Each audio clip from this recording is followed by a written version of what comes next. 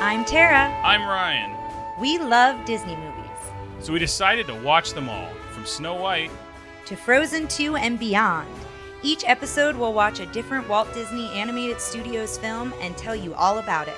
Did we like it? Does it hold up? Who's our favorite hero? Or villain. We'll give you history and fun facts about each movie. And sometimes we'll invite our friends to watch along with us. So put on your tiara or your evil crown and join us on our adventure. This is Tara and Ryan's Princess Diaries.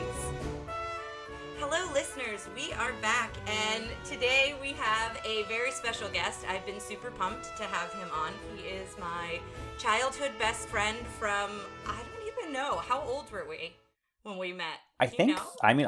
When I moved to that town that we met in, I was 3. So we were probably 2 and 3-ish along there. This is Jeremy. So hello and welcome. Hi, thank you for having me. This is fun. I think this is my first podcast also. Ever. That's ever? Super exciting. Yeah. You're officially a white person. Congratulations. That's awesome. Well, we asked Jeremy on. Jeremy seemed to have a very, very interesting perspective on a lot of the stuff behind Little Mermaid, and he's the one who cued us into the Howard documentary, which was eye-opening, not only about the Little Mermaid, I think, but just about Howard Ashman. You have to watch it. Yes, it's required viewing for this podcast. So we wanted to bring him on. We know now he's got some other commitments today, so this one's going to be a little different, but we wanted to bring him on at least for part of the podcast and have him talk a little bit. But first, I want to talk to both of you because I think a lot of Tara's memories of watching a lot of these movies are like, oh, Jeremy and I used to watch these, and et cetera, et cetera. So I want to hear kind of like both of y'all's combined early memories of The Little Mermaid and experiences. I feel like, and I don't want to speak for Jeremy, but I feel like he's similar to you where like you have very concrete memories about very specific things. And Ryan's similar to that a lot of times, whereas mine are more vague. I definitely can remember watching it with you. I know we played like versions of Little Mermaid as like imagination, like us running around the house and things like that. But for me, sometimes watching the movies, like I don't have as specific concrete memories all the time. But I'm sure you do. I have like a freakish childhood memory. Like That's my memories go way far back and are pretty clear. Yeah. I remember going to see it. We saw it at that movie theater that would have been like where the old rag shop was on Route 37, Toms River. Oh, yeah. So you would have gone with us. Yeah, the rag shop was like a craft store. Like a Michael's. Well, that was the name of it. Yeah. I thought it was a type of shop that sold rags. I mean, you're not wrong. You're not wrong. Guess. But like we saw it there. And I remember like there's pictures of us at like the McDonald's playground before or after. Oh, that's super fun. See, yeah, I have no memory of that. Like my memories aren't like very specific and concrete. So if you're saying this is mostly for Jeremy first. Yeah. If you're saying that you guys used to play Little Mermaid, Jeremy, who were you in the Little Mermaid play? Probably Ariel, honestly. Probably. Yeah. Really? Mm-hmm. So were you Ursula? Tara usually was the villain. Probably. I liked villains from a young age. That was like a so very great. true statement. I mean, it depends. Like also because my sister would have been too young to play with us, probably. So it was probably just the two of us, like kind of tag teaming different characters or scenarios. And then like she was Flounder. We did a Sleeping Beauty game where it was like tag. We did like a tag game, but it was Sleeping Beauty themed. You'd put each other to sleep? Yes. Wait, so if there's two of you playing... Oh, no, that was more people that was playing. With the neighborhood. neighborhood. Like the neighborhood kids, yeah. And kickball was usually Jeremy and I against the rest of the neighborhood. Were you guys any good? We were also the oldest, so that was part of it. So we were probably a little bit better. I think we were pretty good at kickball. I think so. I mean, I also like am not good at anything sports related. So like, who knows if I was actually good or not. Well, I think the playing field is a little more level at that age. Yeah, that's true. And then I also kind of just want to go in, Jeremy, if you don't mind sharing just your background as a professional a little bit, because I think that will lend itself to also your experience about why we brought you into this. And you can be as specific or vague as you want to be. No, cool. As far as like, what you're doing and kind of how you got started. You know what I mean? Yeah. Any version of that. I'm a writer. I nowadays I'm primarily a playwright or a dramatist. So I write a lot of things for the stage.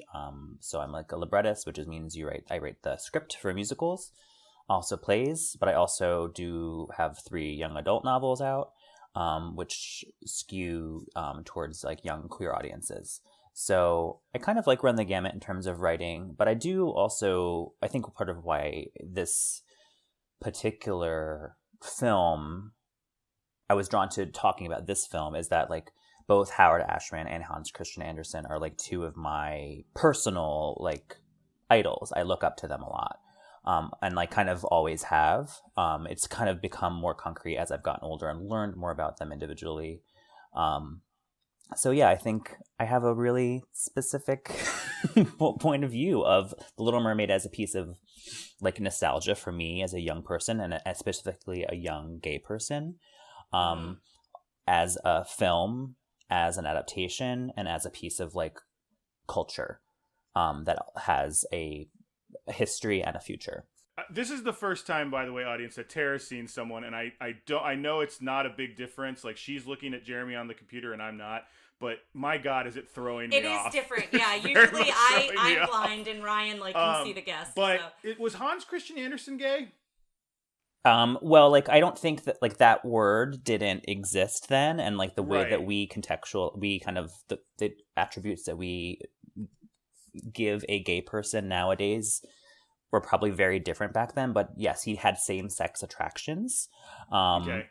It's just interesting because I watched a documentary a little bit on him and the story, and them and Disney reading the story and adapting it and making the changes. And one of the people on it was like the most just severe Danish person I've ever seen, being like, I am the director of the Hans Christian Andersen Museum. Hans Christian Andersen felt very apart from people, and that's why the Little Mermaid was made. He felt not a part of this world because he had many loves, that he fell out of love with women. It was a lot of like, he had met women, and now knowing that that was potentially not the case, it feels a little more like it was women. I swear it was women. Like, it felt like they were like. I mean, it's a huge point of contention amongst historians. I think because he is a very precious Danish figure that tarnishing his reputation with homosexuality is tricky.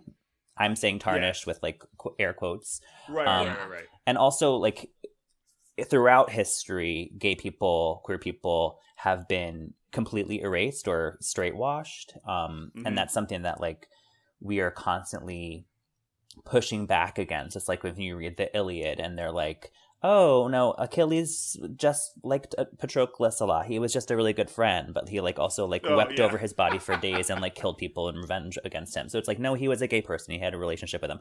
So I think like I am going to look at this as he was a gay person, and like there are like Hans Christian Andersen's journals exist. Letters between him and Edward Cullen, who he wrote The Little Mermaid for, exist. Edward Cullen wrote a memoir mentioning this. It exists. Like these things exist. So watching, old white straight people scramble to say that someone isn't gay is crazy to me. It's also amusing, but if you have the Blu-ray of this, I don't know if it was on Disney Plus, but check out the Hans Christian Andersen, because just that guy in general is very like. Well, and this isn't a 1-for-1, but I feel like we come across that when we read about Walt Disney, that they've not that him being gay. That's why I'm saying it's not a 1-for-1, but the like changing history. They rewrite a lot of like how they want to present Walt Disney to the public. Again, I'm not saying Walt Disney was gay, but what I am saying is I think there's a lot about Walt Disney we don't know. Like, I think he wasn't always a very good person or a nice person or a kind person. And so I think, I think especially to push that in every aspect, no matter what it's focused on. But I feel like especially in the, I don't know how to say it, the queer, like, realm. How do you say that? The queer, yeah, I guess queer like realm? in the queer realm, I think it's like you said, even more important to make sure that those stories are out there, because then I also feel There's a movie I want to see. yes, well, I The feel queer like realm. I feel like for the next generations to come, right? Like those are your Yeah, I mean, like you there's said, the people you look up to, and I feel like to know that it's existed long before any of us, right? And that it is not a taboo, weird thing. Yeah. absolutely, and I should also mention that like most of my current writing is about like queer ancestry. That is like kind of like as I'm becoming a more mature writer, I think one of the hallmarks of my work is an appreciation, a yearning for all of that I don't have a very strong cultural history. I wasn't brought up like very Christian or Jewish or Italian or Irish. Mhm. Like my identity is wrapped up in my queerness. Very proudly. So I think I struggle a lot that I don't also have the history to look at the way that other cultural groups do. And I also Yeah. a quick thing too, like I am a gay man, if it's not clear from this conversation. But so like I'm a cis gay man, but also I use the term queer freely. And that for me, that is an umbrella term of like the LGBT plus community and anyone whose like gender identity or sexual identity situates them outside of society's like expectations. So like I'm fine with using, if I say queer, I sometimes use it interchangeably with gay and vice versa. So if that helps clear up the way I'm talking about it, and you guys talk about it too. That's great. Jeremy, I have one question before we go on to think a little bit of talking about Howard Ashman. You said that Hans Christian Andersen was writing letters to Edward Cullen. Yeah, so it's Edvard with the V. I guess maybe you pronounce it Edward. But isn't that Colin? It's Edward Cullen. Oh, okay. Isn't Edward Cullen the vampire in Twilight? Yes. Yes. I was like, excuse me? I mean, maybe Stephanie Meyer has like a deep-seated appreciation for Danish history. You never know. Hey, I don't Jeremy, know. we could do a whole nother podcast going into Stephanie Meyer's deep-seated everything. Things. We do not have time. Yeah. I wanted to just like give a couple of the like stats up at the front, and then I feel like it will naturally go into Howard because I want to talk about the Oscars and stuff, and then I feel like that's like a good place.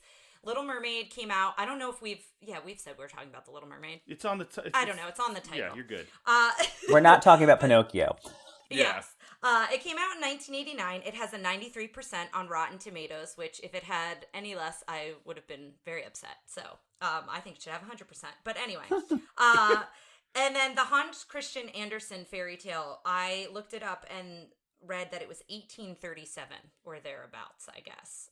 Yes, there is, but there is a second publication that came out several years later too, but the original publication was done. Good to know. Yeah, I figured you would have a better idea of that because I just did like a very quick search to find it. Yep. Just real quick, the top 3 movies of 1989 were Indiana Jones and the Last Crusade, Batman, and the sequel to Tara's favorite movie, Back to the Future Part 2. The Little Mermaid was number 9 that year, which was a big deal coming off of the other ones, which we talk about going again. Once again, we're in another series of behind the scenes where they just bury the Black Cauldron, and always and forever. And they talk about things going up, and then when this came out, they said, "Hey, this is testing well. People like it, but don't." Jeffrey Katzenberg, who I believe I was calling Jeffrey Katzenberger earlier. Sorry for that. I think when I was watching the things this time, I went, "Oh no, I've been screwing that up." But anyway, just Jeffrey Katzenberg said, like, hey, to the directors, don't get too excited. Like, this is going to do good, and we're really excited about this movie, but it's a girl movie, so it's not going to make a ton of money. Thanks, Jeffrey. It also, like... And they're like, and he said it like that. He was like, that's just the way things are. Girl movies don't make money. And then they went, I think it transcended gender. It went... Oh, yes. Crazy, so... And they also, I read somewhere, I don't have the figure, but they spent so much money on this film, like, to create it, because of many different things. But at the Oscars, it won for Best Original Song, which was Under the Sea, but Kiss the Girl was also nominated. So there were 2 songs that it could have won for. So I found that interesting.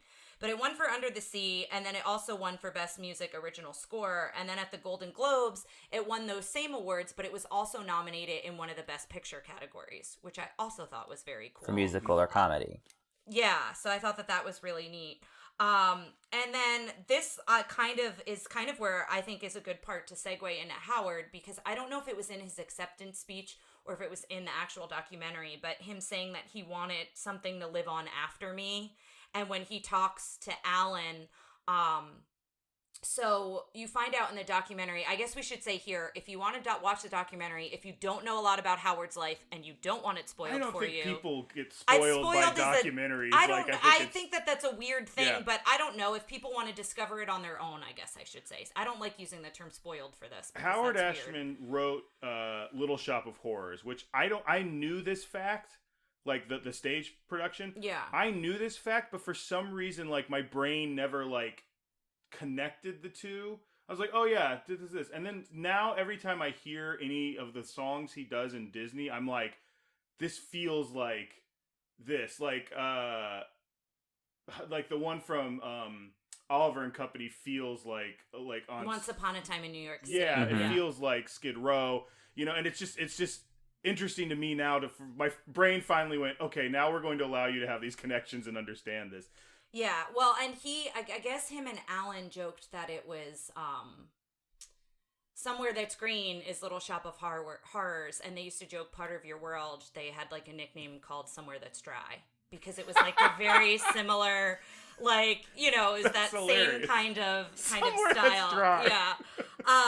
But he was diagnosed and living with HIV and AIDS, and he like pulls Alan aside after they win. I sobbed through this whole documentary. And he said, hey, we need to talk on Monday. And says, I'm going to die, but you'll be taken care of. And that like just like ripped my heart out. But like, I think also just shows so much of like Howard.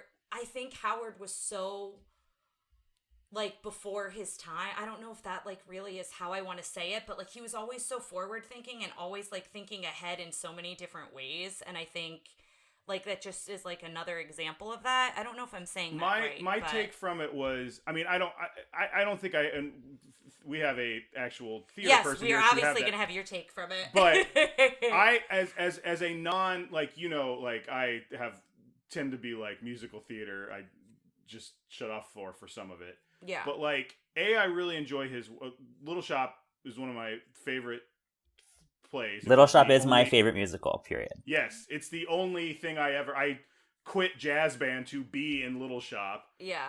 And then all these other people dropped out, and I ended up like picking up other parts, like to do stuff. Some people who listen to this, who listen to our podcast know me from that. Wait, where were you in Little Shop? There's like 4 roles. Were you just like a bum and then a plant? So I was 2 of the people who came at the end and tried to give him a contract. Oh, yes. Oh, yeah. And I was originally 1, but then someone else dropped out. I'm like, oh, I'll do that.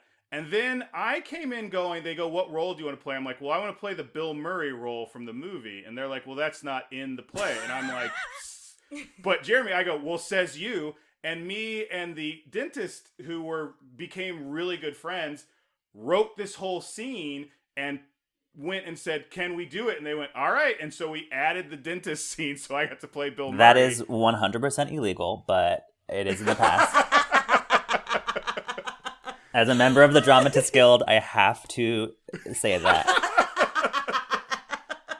Oh no. Like, I suddenly have a rush of like anxiety, so this. You're fine. Have to delete You're this fine. part. I am sure you're not alone in the things that were done in that way, unfortunately. But I thought he showed this. There's a lot of things where sometimes as a creative, when I see things, I go, well, whether or not this is good, this is obviously something we've talked about in this podcast. This is the difference between a movie made by somebody who loves the source material and who doesn't. And Howard shows a love for animation in a way that's like, but through the lens of musical theater, in a way that he has such a passion for it, and brings it's such a lightning in a bottle person that it's like, I understand this medium completely, but I'm also coming at it from a lens that I don't think a lot of people had thought of it up to that point. Because previous to that, there's a whole different way Disney does songs. And after this, I think they're still in some ways trying to capture the Howard Ashman magic. in new Disney stuff. Jeremy, you're the expert here. What do you got? No, I think that's all pretty right. I think I can add like a little bit more context and nuance to it that like, you know, Disney animated features for many years, as you guys know, after watching them, like were musicals, and they were reflective of how musicals functioned, you know, in the 30s, 40s, 50s. They weren't as full blown as some of them are now, but they like Cinderella has music and Snow White has music, and then they went into this darker period, some people might consider it, where there wasn't any music. And I think Howard Ashman came at it from someone who was a musical theater writer, who appreciated that form and appreciated the older form of Walt Disney animated features, and he kind of then synthesized the two. So he kind of at once brought back a form that they weren't utilizing anymore, and also brought in what you'd say like contemporary musical theater is, and that has a little bit more structure, mostly because by the time he was writing, you know, people had studied musical theater, so they could say like, this is where an opening number goes, this is where an I Want song goes, this is where an act break goes. So I think he kind of came at a perfect time to kind of teach people what musical theater form was, and say like, these are the good things about what you guys used to do. Like, I think of The Little Mermaid as like an ode to both those things. Like, even from Ursula blowing up to a gigantic size at the end is an ode to Maleficent turning into a dragon. So I think he knew the things that worked about animated fairy tales from, you know, from the mid 20th century. And what he wanted to take from that, and how he wanted to kind of like play with that and invert it in some cases, and you know, like push it forward, if that makes sense. So, well, one thing I was going to say about that is they actually had him. So they did a rough where they basically filmed the storyboard and they put it all together and showed it to Jeffrey Katzenberg. And he goes, I love this story. I love this animation. I don't love them together. What's wrong here? And so they had to kind of like go back and do some different changes and then actually animate out some stuff. Because part of it was Jeffrey Katzenberg had a hard time looking at something and seeing what it was going to be. And some of it was they were missing some beats. But they brought Howard in, and Howard like rewrote scenes, like not musical scenes, like actual. And they also talk about where he has one interview that he's like, so say you had a song like Part of Your World, and then they joke about how like at that point he had pretty much written all the music. He just like didn't really like give it to them that he had written all the music, but like he had already had that thought. And going back to like the musical form, I was reading, or it might have been from the documentary, my notes are kind of like melded together, but him saying that a lead character needs a want. And I feel like that's something that Disney had and then like it went away from. So the same thing that Jeremy was saying with like they had music and then they didn't. I think when we talk about why films were successful versus they weren't, part of that is like the motivation of the lead and the motivation of the villain. And we talked about that in Oliver and Company. The villain didn't really have a very strong motivation. He was like a bad mobster guy, but like he didn't have a very specific focus. And I think Howard did that so seamlessly, both with the music and just like the whole production of the film. I want to get in this one quote because I think about this quote all the time since he said this, specifically about Part of Your World, where he said, in every musical there is a scene where the female lead sits on a trash can, a porch stoop, or an undersea grotto and sings a song about what you want, and that's when the audience falls in love with her. And I love that sentiment. Like it is, again, I feel like I'm watching this through whole new eyes, and I'm really excited to see it. But like now I'm like, oh, that's what this is. That's what Somewhere That's Green is. That's what this is. So. And you can look at that then moving forward in the next, you know, handful of movies. Yeah. That doesn't necessarily mean it's a female protagonist, but, you know, like, you know, Belle sings her reprise of Belle. And Aladdin sings it, Yeah, and you know, like, then there's I Just Can't Wait to Be King. Like, there's all of these. The I Want song became super, super, super important to Disney animation. And then again, once they started to deviate from that, things fell apart. What's the I Want song in Home on the Range, Jeremy? I have only seen Home on the Range one time, and I don't. I've never seen it, and I'm not looking forward to it. I remember not liking it at all. I own it on DVD, and it's just one of those things that I just have.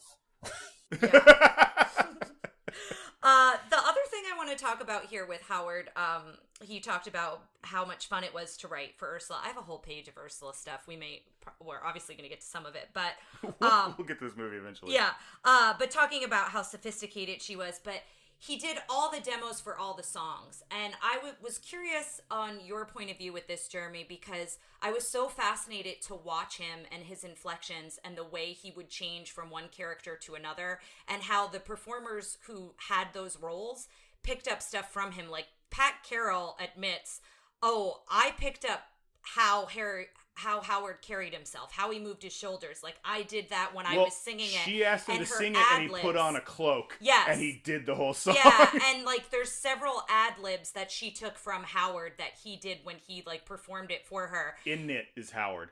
Yeah, there's a couple more, but yeah. And so I was curious, is that a common thing that when you have that duo, like, because he was just so connected to the material and truly could have played, I think, every part. And I want a like album of just Howard singing everything, because I absolutely loved it. Like, I was kind of obsessed with it. But I just was wondering, is that common? Is that not? Like, it was just so eye-opening to me, because I think he brought so much to each character that was then used. Like, you can directly see, like, his influence with each character. I mean, I don't know. I don't think it's, I mean, it also depends on the performer. Some actors really would hate that. I think Howard Ashman was an auteur. So he, like, had a tight control over his artistic vision, as tightly as Disney would let him, you know? And you could, and like the Little Mermaid and all the movies he worked on, the musicals, are very much his aesthetic, along with, you know, Alan Menken. And I think that, like, when you have such a tight vision for that, you can't help but express it. And I think that energy rubs off on people. I would imagine, from what I also understand, like, people liked working with Howard, so that like an actress could look at him and feel comfortable with asking him a question about a line reading. But yeah, I don't know that it is super common, but I think that it's his material, so he's going to direct it a little bit. Yeah, no, that totally makes sense. And there's also some great videos of him directing, like, Jodie Benson on how to sing. Yes, in the dark, because he wanted them to feel like. But if you watch other writers, like the Anderson Lopez's who worked on Frozen, like, if you watch that 7-part Frozen 2 documentary, which is on Disney Plus, which is wonderful and gives you a really good insight on the creative process. You see recording sessions that they do with all the different actors on the music, and they again are very specific about how they wrote the song. But again, I think it is ultimately a collaboration between the two entities. Yeah. No, I would agree with that. I was just curious, like, how much that transfers, like, in just strict in the musical theater world. But I can also see your point of, like, performers also want to add their creativity piece to it. Yeah, it does translate. It does translate. But I mean, like, nowadays, like, the musical that I co-wrote, there are demos of all the music, and, like, the actors hear them, and most of the demos are performed by Sam Salmon, who wrote the music and lyrics, so, like, they will pick up on the way that he intends things to sound.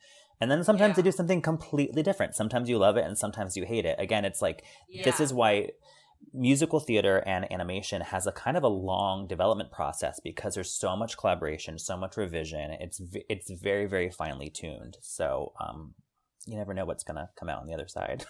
So one thing I wanted to definitely bring up with you, Jeremy, but I watched this last night. Tara knows I was like, this is so exciting, because it was, while we've been watching some of these things, we've been kind of high-fiving each other and being like, we knew this. High five. We said it in our podcast. Yay for us. Waking Sleeping Beauty, it mentioned a lot of the things we've covered, and we're like, oh, we did it. We do know what we're talking about. We're okay. This is a movie that brought back something we saw a lot on the old movies, and that was filmed reference. remember on Alice in Wonderland and Peter Pan and Sleeping Beauty where they would shoot the whole film in like a black box theater. Yeah. They decided to do that again for this. And I want to get her name. I want to get both their names because they cast someone as Ariel and as Eric. And their names were Sherry Stoner, who was an improv actress on the Groundlings, and Josh Finkel, who had a theater background. Oh. And you have to watch these things because Sherry Stoner is Ariel. Because she started improvising stuff. They're doing the scene. She did the whole scene where she like with the fork with the dingle hopper. Yeah, and it looks just like her, and she's got these big wide eyes, and she's excited about everything. And they're asking her, they do things a couple different ways, but they didn't have the budget that they did in the original Disney ones. So they're in a tiny, tiny thing, and they take tape and they put squares on the wall as reference of like, this is what the perspective would look like. Okay, got and it. It's this blue thing, and it looks like if you, me, and Jeremy tried to shoot the Little Mermaid with whatever we had around the house. Yeah. Because there's a part where he's like rowing the rowboat, and they're just someone's behind him pushing him in an office chair, and he's got like 2 sticks. And then whatever works. It is, and they look like they're having a blast. That's because they're just like improv this, and she's scrambling. Like the whole scene where Ariel is trying to explain what is happening, but she doesn't have her voice. Mm-hmm. She's trying to explain what's happening. She goes, well, what do you want it to look like? They're like, go with it. And she just did stuff, and they're like, it's definitely worth watching. I bet that's somewhere on Disney Plus. We'll have to look for it because we own the Blu-ray of Little Mermaid. But it's interesting to watch it because they go into the whole thing of like when Disney first started doing that, they tried rotoscoping, which is they film something and they just draw over it and it looks weird. And then when they try to just draw a regular person, they look rubber hosey and they look very strange. So what they do with this is they get main frames and then they animate to those frames. They don't copy it. They just... And that's also what we talk about with the animals. Like, anytime that they capture dog personalities and different... We talked about that a lot with Oliver. I feel like having those real references makes such a huge difference, I feel like, for the animators. And the other thing I wanted to mention is with the animators, I read somewhere that they went from 150 animators to 500, I believe, on this. Yeah, well, they remember that's when after Roger Rabbit did, they knew it was going to be hit. They dumped everybody over. And when you mentioned Xerox, I read another fact that they wanted every bubble in the entire film to be hand drawn. They didn't want a Xerox. They didn't want to go back to Xerox, so they had to farm it out, obviously, because they couldn't do it, and they farmed it out. I have it somewhere in my notes. I have like 3 pages of notes, but they farmed it out to a company that was in China, and they were based in Beijing, but it was during like the uprising of the students. So there was so when everything was happening in Beijing, they almost lost like all of that they wound up. They almost lost all the bubbles. I know, they almost lost all the bubbles, but I just thought it was truly the worst thing to come out of that political situation. I did though think it was interesting that they were like adamant they didn't want to Xerox it after like the Xerox era of, they were cutting corners and saving time. They made like a very active decision that they didn't want to do that, even with just the bubbles and nothing else. So I found that interesting. But what do you think about the going back real quick to the stage acting thing? Like I think we need to watch this with the idea that Ariel is played by a improv comedian and Eric is played by an actual like theater background person, because they kept talking about how he was so like game for like, what do you want me to do? I don't know. I just think that's so cool. I mean, I wonder if they would have needed to do as much of that if the character, Ariel doesn't have a voice for the last half of the movie. Yeah, that's a good point. The role requires a very physicalized performance, and I feel like that was probably. I mean, I think that was probably the gesture that started that. Well, the other reason they did it is they got her to jump into a tank and they all animated her hair. So I also read that they based her hair floating in the water off of a female astronaut, Sally. Oh, maybe. Sally Rogers? Is that her name? I have it in my notes, but I have so many notes. But I know her first name's Sally, but she was an astronaut, and they looked at how her hair looked in weightless conditions. Well, so I'm sure they looked at several reference points to do that. I think it's cool that she was in a tank. They got her in a tank, and she was like, it was not heated. She's like, I was having fun, but she's like, I would come up, and it wasn't heated, so I couldn't stay under very long. Yeah. And there were all these portholes in it, and you've got all these animators and cameras like watching her. Yeah. And she'd go under she comes through like, all right, we want you to go under and swim left to right. She's like, okay, I want you to go all the way down and come all the way up real fast. She's like, okay. Yeah. Oh, that's she's crazy. She was in the documentary, and it's funny because she's explaining it, and the way she's explaining it has the same manic energy, and it's I don't know what else this woman has done, but I love her. Well, I also want to just really quickly jump back to the Hans Christian Andersen version, if there's anything that Jeremy wanted to mention. And I also wanted to say that Disney acquired this property in 1941. And that in 1943, they were going to make a version that was darker and more consistent with the original version. It was shorter, too. It was a short. Yeah, it was going to be a collection of all of the fairy tales. So it was going to be shorter, but it was going to be included with other fairy tales. And then with World War II, they were so focused on the propaganda films that they did that they pushed it aside. And so I just found that interesting. We keep talking about Disney has passed away and been gone for a while now, but his hand is still in so many projects because he acquired this property. Like, even if it didn't develop in the way he originally saw it developing, like, he still was instrumental in like getting the property for it. But I didn't know if you wanted to talk about the original story at all, if there was anything specific you wanted to mention, just so we don't like forget about it. Yeah, I mean, it does, for the most part, it tracks until a certain point. I mean, everyone knows that like the original Hans Christian Andersen version, the mermaid dies at the end. And I think it's important to look at this as part of his personal life. That like he was in love with this man named Edward Cullen, and wrote him many like love letters. And Edward later married a woman, and this is about the time that Andersen wrote The Little Mermaid, which kind of like displays himself as like losing one prince to another, you know? Yeah.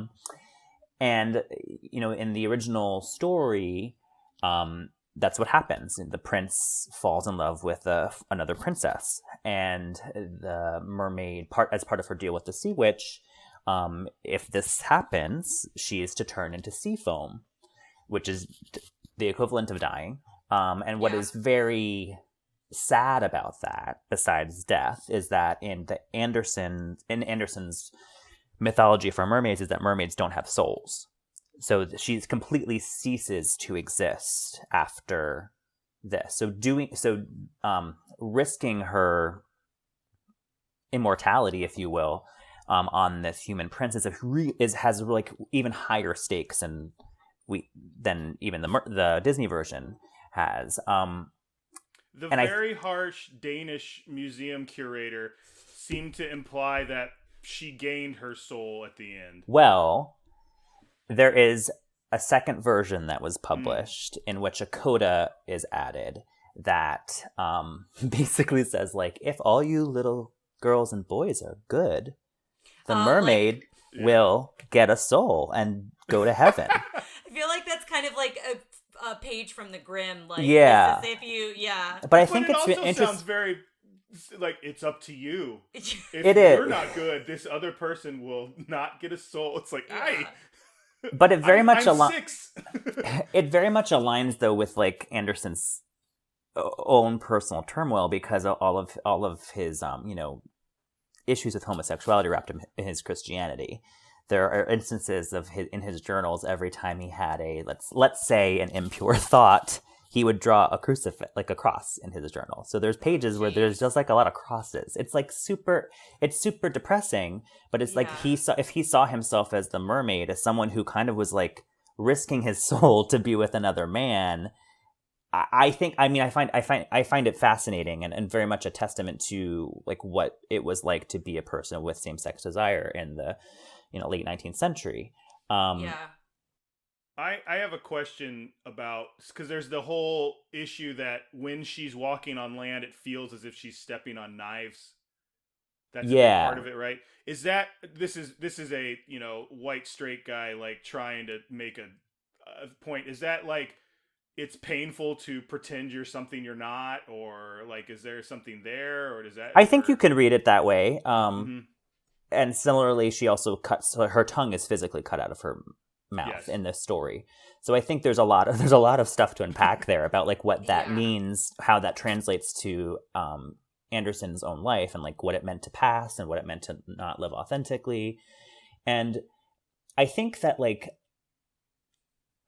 when Howard Ashman then reapproached this material, like not only is that ending inappropriate probably for a family film in 1989, but I also don't think it like aligns with the way he lived his life as an out gay man.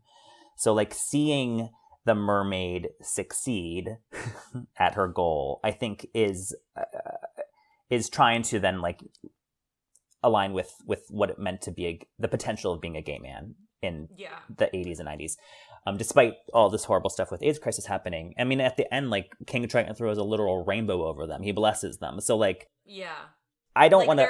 They're accepted. They're accepted, at the end of the day. you know? Yeah. And I don't want to, like... I want to be careful and not say that, like, The Little Mermaid is, like, a gay propaganda piece. I don't think it is, but it I think if you... have a certain point of view from your life and lived experience, you can see it in a completely different light than other people do. And especially knowing how it's loaded with the history of Andersen and the history of Ashman, you can kind of see a lot of more interesting, colorful things than that. It's interesting you bring up that end, because that was one of the scenes that Howard rewrote, was the King Triton like actually saying, I'm going to miss her, like, and giving this blessing and doing that whole thing, because originally he just kind of did it, or it just kind of happened, and it was a quiet, like, only visual scene. Yeah. And and they said he wrote it to be like, I want it to be very explicit that he's accepted this and blah blah blah blah blah, and it wasn't hitting, so that was one of the scenes he rewrote. I mean, it's lovely, and it also kind of just like gives him a full arc. If you think of like, I think a lot of these characters have like really nice, clean arcs. And I think that is probably someone just like who has a fresh eye for storytelling, like Howard Ashman and Alan Menken, who could kind of keep an eye on that. What's Flounder's arc? Where's his arc in this? It might be completed in The Little Mermaid 2 when he is old. I didn't realize we had to do supplemental. I don't know. It is the most shocking thing. I remember being a child and being like, why is he old? Because apparently he's a child, which is not explained in the first film. He is a child the entire time, and then he has an older male voice in the second one. It has no! It is very disturbing. I don't recommend. Do we want to cover Ursula? I know we're going to ask Jeremy back a little later to do the ranking with us. Specifically do the ranking. I just kind of wanted to talk about, like, who influenced her and things like that, because they talk about... John Waters appearing in this making of Little Mermaid, which is a little like, why is he here? Until they got to Ursula, I was like, Divine, okay. Yeah. So I wanted to talk about that. Like, she was based on Divine. She was also based on Madame Medusa, so they did pull stuff from that, from the Rescuers. Oh, so I found it interesting, too. They originally created the character for B. Arthur. Did you know that? B. Arthur? That's what I read, yeah, but she was busy with Golden Girls, so, good for her. Thank God. I mean, I'm into that. I think that's very cool. I think it would be very cool to have her. I don't think it would be exactly how it went with Pat Carroll, but I'm into her. Here's me playing my hand, but I think Ursula is near perfect. Like, Gaston will always be my favorite villain, but like Ursula is near perfect, and even though I think B. Arthur would be close, and I think I can see the B. Arthur-ness. Yeah. Like, I just think Ursula is just perfect. Like, I agree with you, Ryan. She is a very well. She's very strong character. In so many different ways. Apparently, though, Roseanne Barr. Nope. Yeah, was auditioned. Now, I'm not saying they wanted her to do it, but after they found out B. Arthur couldn't do it, a bunch of people auditioned. Roseanne Barr was in the running, and Elaine Stritch from Two's Company. She's also incredibly. She's an incredibly famous theater actress and very high regarded. Interesting. And that is great because she's an incredible... So that kind of tracks that, like, she's she incredible. should be in the running. Yes. Roseanne Barr, I was like, which is fine. But yeah, Roseanne Barr comes back later in Home on the Range, so... Oh, it all comes But back again, this is all reaching back to Howard Ashman's aesthetic. Like, these are all, like, cult gay favorites, really. Yes. Well, and that's Roseanne Barr is a cult gay favorite? Absolutely. Have you ever seen She Devil? No. I don't know if it would have come out by then, but like she has this kind of larger than life persona that some of us are attracted to. Yeah. They also talk about the original drawings, and so I have 2 villain books. I've talked about them. But the original drawings of Ursula are so different from what she becomes, and I also know I read that Howard Ashman had a hand in that as well, talking about how she should look and present herself. But I want to just make a note. Sorry, I just want to make a note here that I want to post. I have pictures of that I want to share because there's a couple different versions of what she looked like along the way. They originally wanted her to be like a lionfish. Yeah, and she was. They're very cool. They're very cool drawings. Yes, they're awesome drawings. And then she eventually and I want to make this clear because Pat Carroll also backs me up on the thing. She is not an octopus. She is a squid because an octopus has 8 legs and she has 6. Well, I read that some fans say that her arms count as her other 2. Okay. I would say that as well. Okay. Yeah, so she is an octopus. But do you know why she has only 6 legs instead of 8? Because it was cheaper to draw. Yeah. I'm glad we came across the same stuff, but I did find it interesting that people said that her arms, and I would agree that her arms are very much part of that. Mm-hmm. Oh, I wanted to talk about the lead animator for her. So there were 4 animators that drew her all together, but Ruben, and I did not write down his last name, but he's on the documentary. Yeah, but we're BFFs, me and Ruben. But anyway, Ruben, he had the responsibility and about half the footage of her. So he, I think, is given credit a lot, but I thought it was interesting that there were 4 animators on just specifically Ursula. So I just found that interesting. And the other thing is you talk a lot, and we'll talk about Period. End of the sentence. Well, true. We'll talk about it. We'll talk about it with sidekicks and villain henchmen, that you think Flotsam and Jetsam are like meh. Like you don't think they bring a lot to it. Now, what I read here that I thought was interesting from the Frank and Ollie villain book is they say that the eels specifically represent the slimy, sleazy quality for Ursula that we never see with Ursula. Ursula's always so charismatic in a way, and she's sophisticated, and she's got that fake sense of sweetness like Cruella, like, you know, like getting her way. But she's also like really slimy when you think about like what she's doing and everything. And Flotsam and Jetsam kind of represent that quality that we don't see from her, but like she's like in this underworld essentially. They're her henchmen.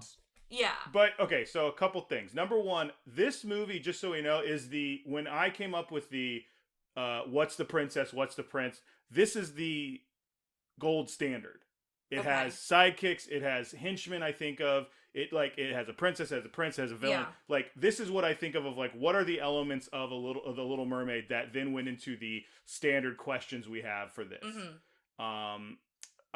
So Flotsam and Jetsam again I think are good, but I think there's henchmen. I think they're the standard for henchmen. Yes, I just thought it was interesting to look at it from that point of view, that they bring a quality to her that we don't see from her. That's what I thought was kind of an interesting point. The other thing I want to bring up about them that I thought, there is on the Blu-ray and possibly on Disney Plus, there is a deleted scene and a deleted character named Herman the Mermaid.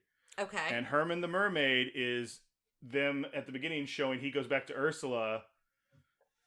And she's like, you had 3 days to fulfill your contract. And he's like, well, you treated me. And she turns him into a polyp, I think they're called.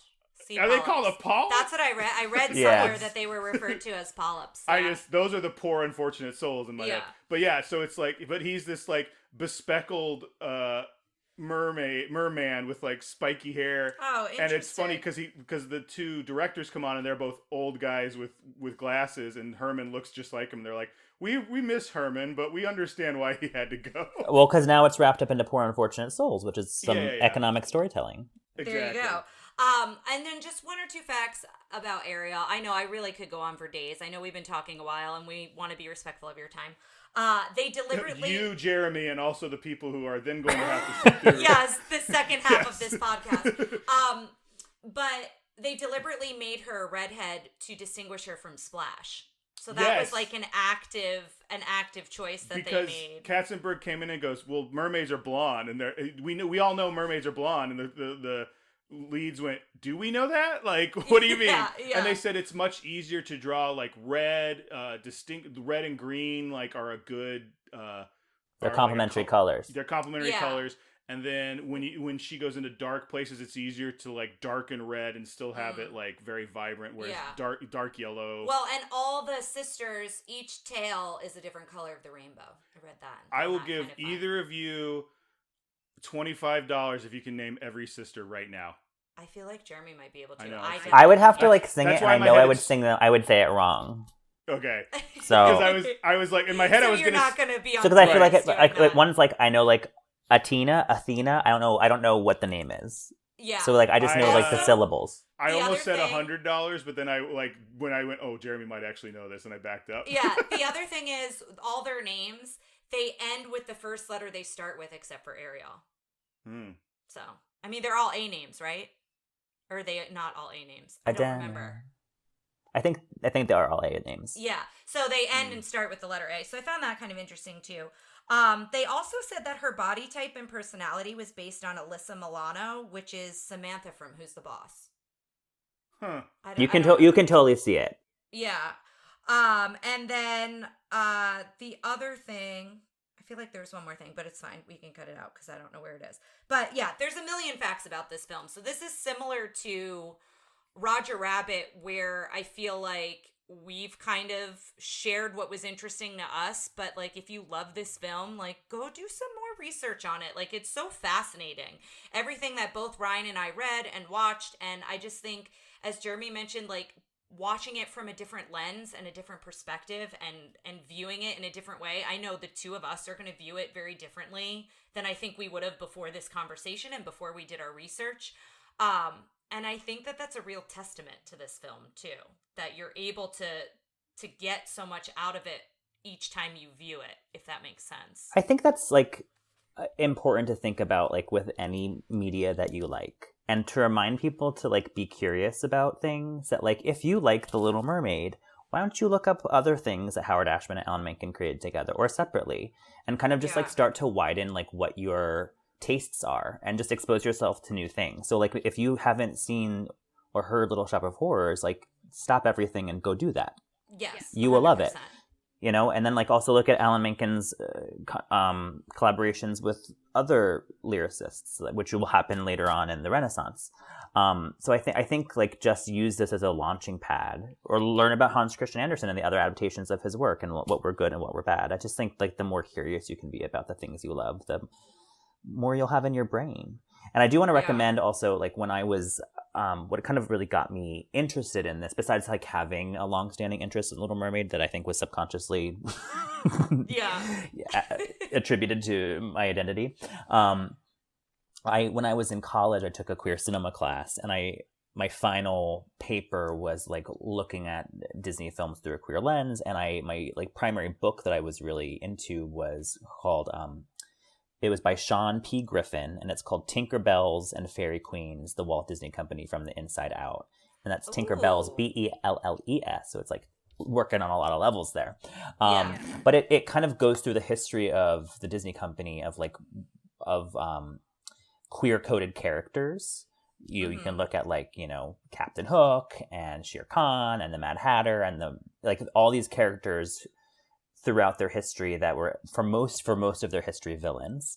And then there's a whole part about you know, how Howard Ashman and how he kind of started to like kind of reclaim like what queer identity meant within the Walt Disney Company, and that started with Little Mermaid. So I know you wanted to talk about the difference between the end of the movie and the end of the musical.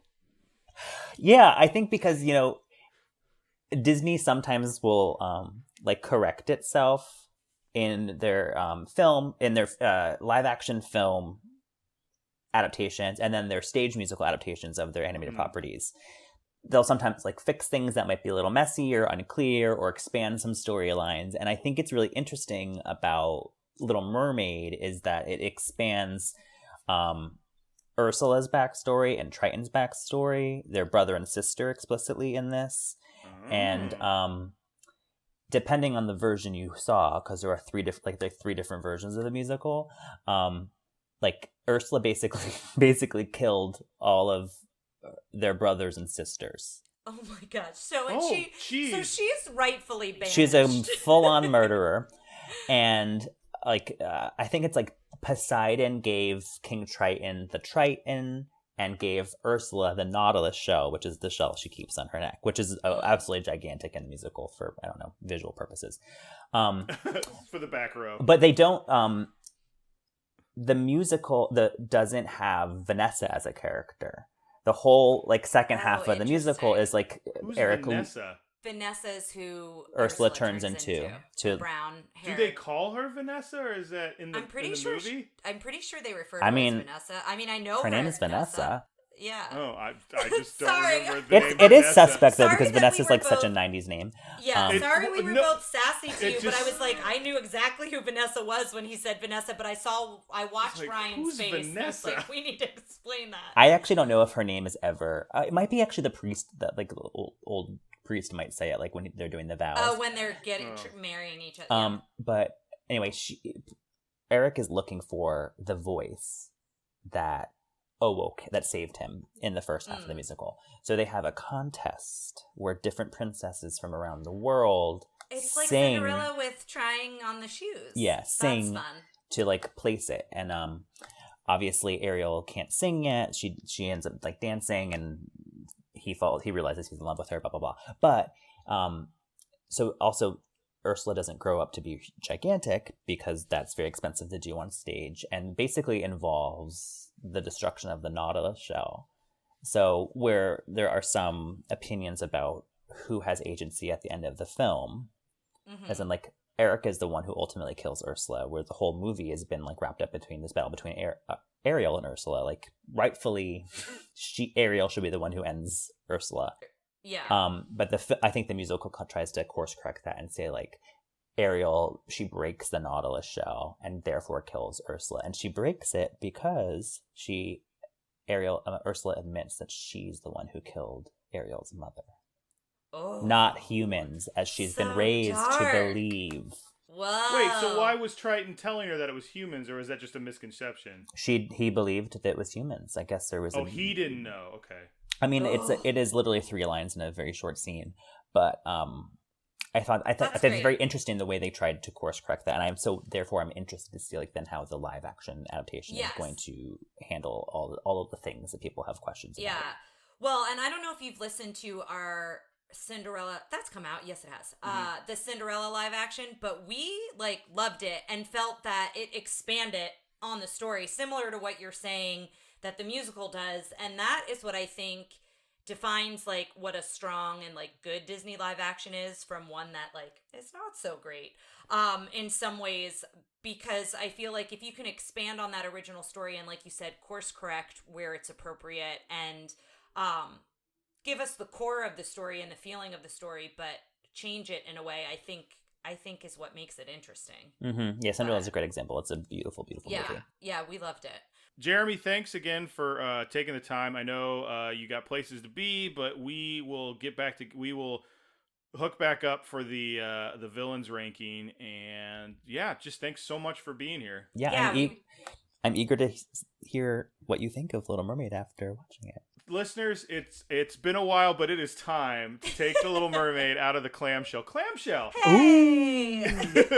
and put it in the VHS. All right, see you on the other side, listeners.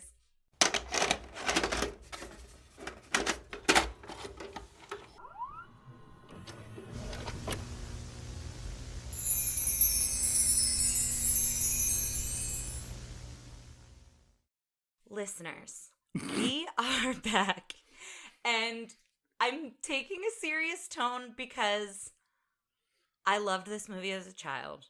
I knew I was going to love this movie, but I wept. I am slightly obsessed. I want to watch it. I want to get in a tradition of watching it all the time. I may have a new favorite villain as an adult. I've always loved Ursula, but I've always stuck tried and true to Maleficent as my one true number one villain, but I have so many emotions and feelings and thoughts about this movie. It's my new favorite. It's my favorite one we've done. My God, it's so good. It's so good. And I mean, yes, the nostalgia is there, but for me, it's so good for so many other reasons without even adding the nostalgia in. Well, I think watching the progression to this point, as opposed to just jumping in and watching it, really made a difference. Yeah. So I guess we're gonna dive. We're gonna go. I know we've had you here for a while. We're gonna go. I feel like most of you, if you haven't watched Little Mermaid and you're listening Turn to this this podcast, off. Go watch it. We'll wait. We are going to dive right in, and Ooh, is a mermaid joke. And again, I'm gonna try my best to not be as detailed as I usually am with the plot, because there are so many other things that we do want to talk about.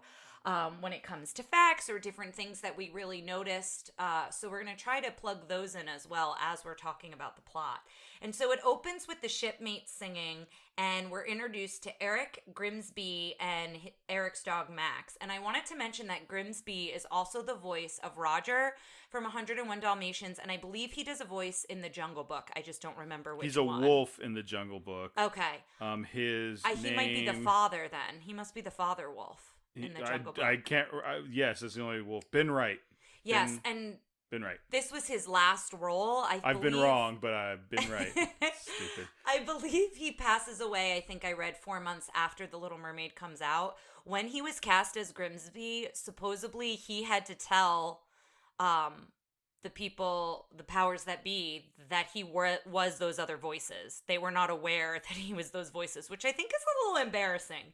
Like, as the company of Disney, I feel like you should know your voice actors from previous movies. I don't know what you think about that. Well, we talked about it.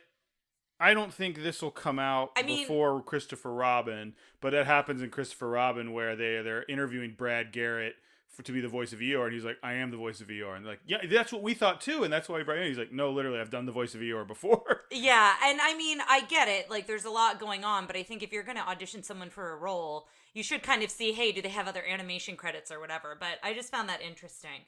So then it says Walt Disney Presents. So then a sailor throws one of the fish into the water. And I thought you were going to say shoe is what I was going to say. I was like, when does he throw a shoe in the water? Yeah, and then as the fish swims, then you see the credits for Little Mermaid. He's waving it at Grimsby because Grimsby doesn't believe in mermaids. He's like, it's real, I tell you. Yeah, they're telling the tale, but then that's where we see the title sequence. So I thought it was really cool how they did that. They open it with nothing to do with the credits, which we've seen that happen up to this point. And then we're introduced to the kingdom and the castle and all the sea creatures and the men and women. Merfolk. And Sebastian comes in, and he comes in, and his fanfare is played on a kazoo, and it was played by Alan, who did Alan Menken. Yeah, who did the music. And so I just thought that was fun because you can very clearly hear it's a kazoo when you're kind of looking for it. And so then all the daughters are introduced, and Jeremy and I were not able to name all the daughters, and I wrote them all down so we could name them. Aquata, Andrina, Arista, Athena, Adela, Alana, and then Ariel. And of course, when they open the shell, it's Ariel's big debut. It's like a big deal for Sebastian. He's conducting this, his sea orchestra, and she's missing. She's not there. Mm-hmm. So then we cut to where she is. I want to see a story about the sisters and how they handle, because they all seem pretty cool with the idea that they're like a footnote into the song that features Ariel. They're also like really excited for her, it seems, like when she's falling in love. Like, they're not prominent. We only see them a handful of times. Not even a handful, like 3 times. I want to know more about the sisters. Do you think that was like that whole thing was like her 16th, like her quinceañera almost? I think so, yeah. I think that's how they made it out to be, like, because she's the youngest daughter. Yeah. She's being presented somewhat to the kingdom. I mean, the kingdom probably know who she is, but yeah, I think it's that. Because they talk about, like, she's got the beautiful voice, and as they're, like, doing the fanfare to present her, the lyrics in the song. But just, I mean, what if you were in a show that was like, my brother James, here he is, he's the coolest, I'm gonna go, like, I love him, so I feel like I would be cheering him on. I think you and I have very different approaches to our siblings. I feel like I would be I am the cheerleader in like his mine corner. would be like, I'm on my phone, I'm just like, tack, and then over my shoulder I put a thumb, like, Kimberly. Yeah, it would be very different for both of us. So we find out that she's in a shipwreck, and you see that she's an adventurer, and she's very, I think obsessed is kind of the right word here. She's fascinated, maybe is a better word, with with humans, with, you know, everything that they don't have, you know, and everything that humans do have. And so she's looking through the shipwreck. She comes across a fork and a pipe. We find out their names later. If you check out our mailbag episode, there's a theory that this is the shipwreck from Frozen from the parents. So just putting that out there. Yes. And so she tells Flounder to look out for sharks. Flounder is also delightful. You know, we're introduced to him pretty early on as well. And then all of a sudden there is a shark. And so a chase kind of ensues here. So they get away from the shark and she finds Scuttle. And so she goes above the water to talk to Scuttle, who is a seagull, who's fantastic. He brings so much lightheartedness and just comedy. Voiced by Buddy Hackett. That's right. I knew the voice. I remember, like, when this came out, that was the one person I knew in this whole thing. Like, yeah. I still don't know. What else has Pat Carroll done? I don't know off the top of my head. I feel like I want to ask Jeremy when he comes back. Do you want to look it up while I'm talking, or? Well, real quick, Buddy Hackett has a story about him. Apparently, the story in the making of was kind of one of those stories where I feel like there's more to it. Apparently, they came in and they're like, you should do it like this, you should do it like this. And he did a line, and then he goes, can I do it one more time? Alone? Like, he was kind of like... like, let me do my thing. And they said, and we let him do it, and he did great. But it's like, they had a very... That's how we usually talk to people, so I guess he never done a voice role before. Well, also, we talked about that with Jeremy, about how some people really appreciate the direction, and then others kind of... So that's a really good example of that happening on this production. Mm-hmm. I also I love how he's so matter-of-fact about what things are, but he's completely wrong. And it's such a good way to play it for comedy, because we as humans know what these items are used for, right? Mm-hmm. So like it's so good for the audience. I don't know why I said humans. I mean, pretty much because that's how they refer to us in the movie. I guess that's true. So the fork is, I'm quizzing you, Dinglehopper. And what's the pipe? It's a bonded something snarfblat. Yes, a banded bulbous snarfblat. Thank you, yes. But yeah, you got it. She just refers to it as the snarfblat, but so that's what they're called. And then as he's saying you can play music with a snarfblat, that's when she remembers she had the concert, and she's like, oh no. So she goes back, rushes to the concert, and then this is where we're introduced to Flotsam and Jetsam. And we see Ursula in the shadows, and she's got such a good introduction. Well, so already we're looking at how she's adapting old stuff from other villains. You've got the Lady Tremaine shadows. Yes. I think Maleficent might do that. Like, she's the best of everything that's come before, and they expand on her so much. Well, I feel like where this is kind of just the apex of all, like, doing the podcast this way, we've seen everything built to this in animation. Mm-hmm. Ursula feels like the culmination of just fine-tuning villains up until this point. Pat Carroll, like, her big thing on Wikipedia, and I'm just doing, she's been in a bunch of TV shows. She is an Emmy, Drama Desk, and Grammy Award winner, and a Tony nominee. So she's just an actress all over the place. Yeah. She also, I don't know if this is still the case, but for a long time she continued to do the voice of Ursula in, you know, cartoons and other things. Oh, cool. I think that's her in Kingdom Hearts. Oh, neat. That's really cool. That's awesome.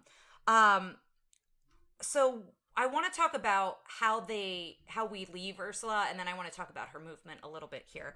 But it's so good because it gets dark and her tentacles go all around her, and then it goes just to her eyes. Mm-hmm. So again, Lady talking Tremaine, about that, that was how she was introduced to us, and then that's how we're left after we leave her, and it's so good. But talking about her movement, and I became obsessed watching Ariel's hair throughout, and I always watch hair, and especially like Moana's hair is phenomenal. That's fast forwarding quite a bit. In the Disney catalog. Incredibles. You know, I always say that when he puts his hand on Violet's shoulder and her hair moves a little. I'm like, yes. You know how hard that is to do? Yeah. And if you're also a listener to my other podcast, Craniacs, you know I often refer to Roz as having mermaid hair in the first few seasons. And so we're going to talk about Ariel and her hair in a little bit, but in addition to focusing on Ariel's hair, Ursula's movement and the way her tentacles move and the way her whole body moves and the way she slinks, and it's so fascinating to just focus on that. And I wanted to talk about how that came to be. So Roy Disney pushed for more of an octopus feeling with how she moved. Mm-hmm. And I got this from the Frank and Ollie villain book that I have.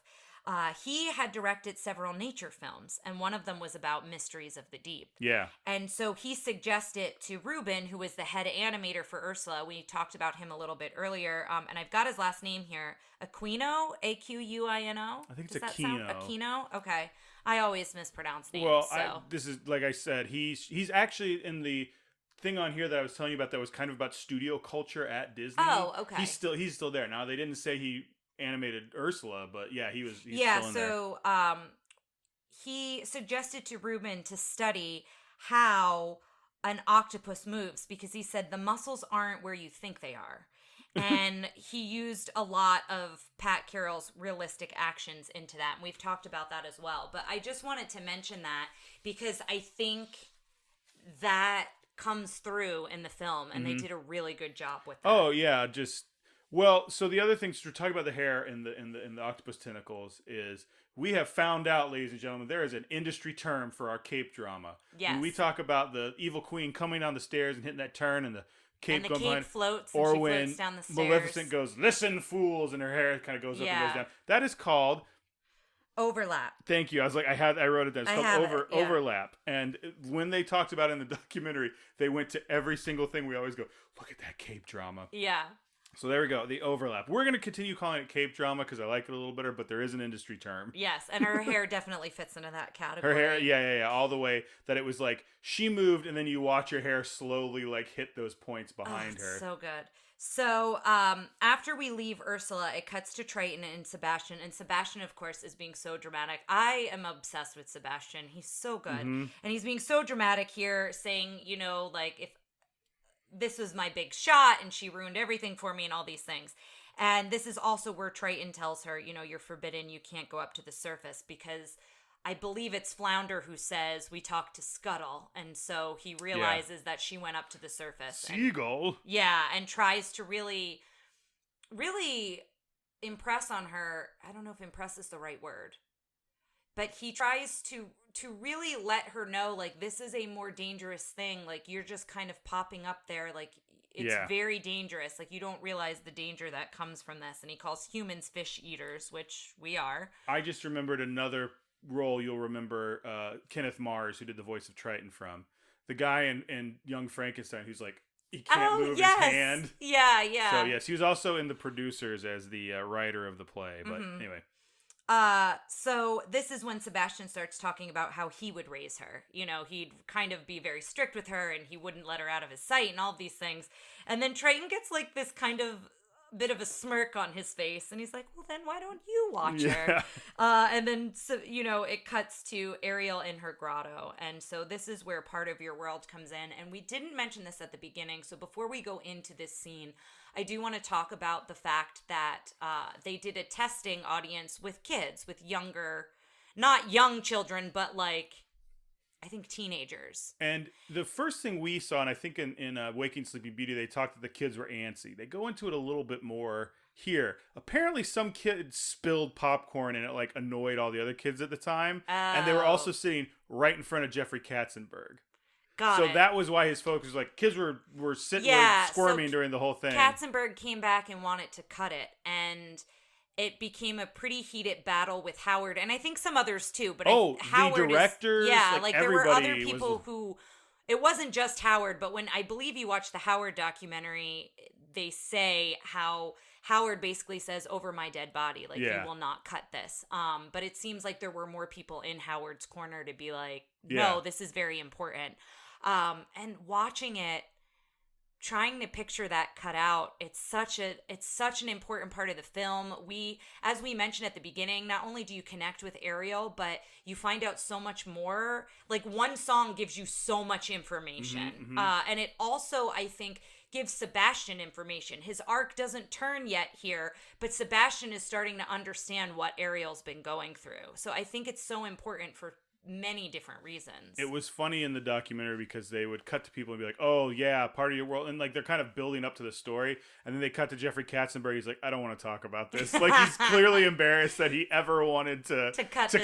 He's like, it was a mistake, you're right. Like, and then this is where I wrote the note, obsessed with her hair. This is where you really see the movement in her hair, and you continue to see it through the whole film, but it's so good.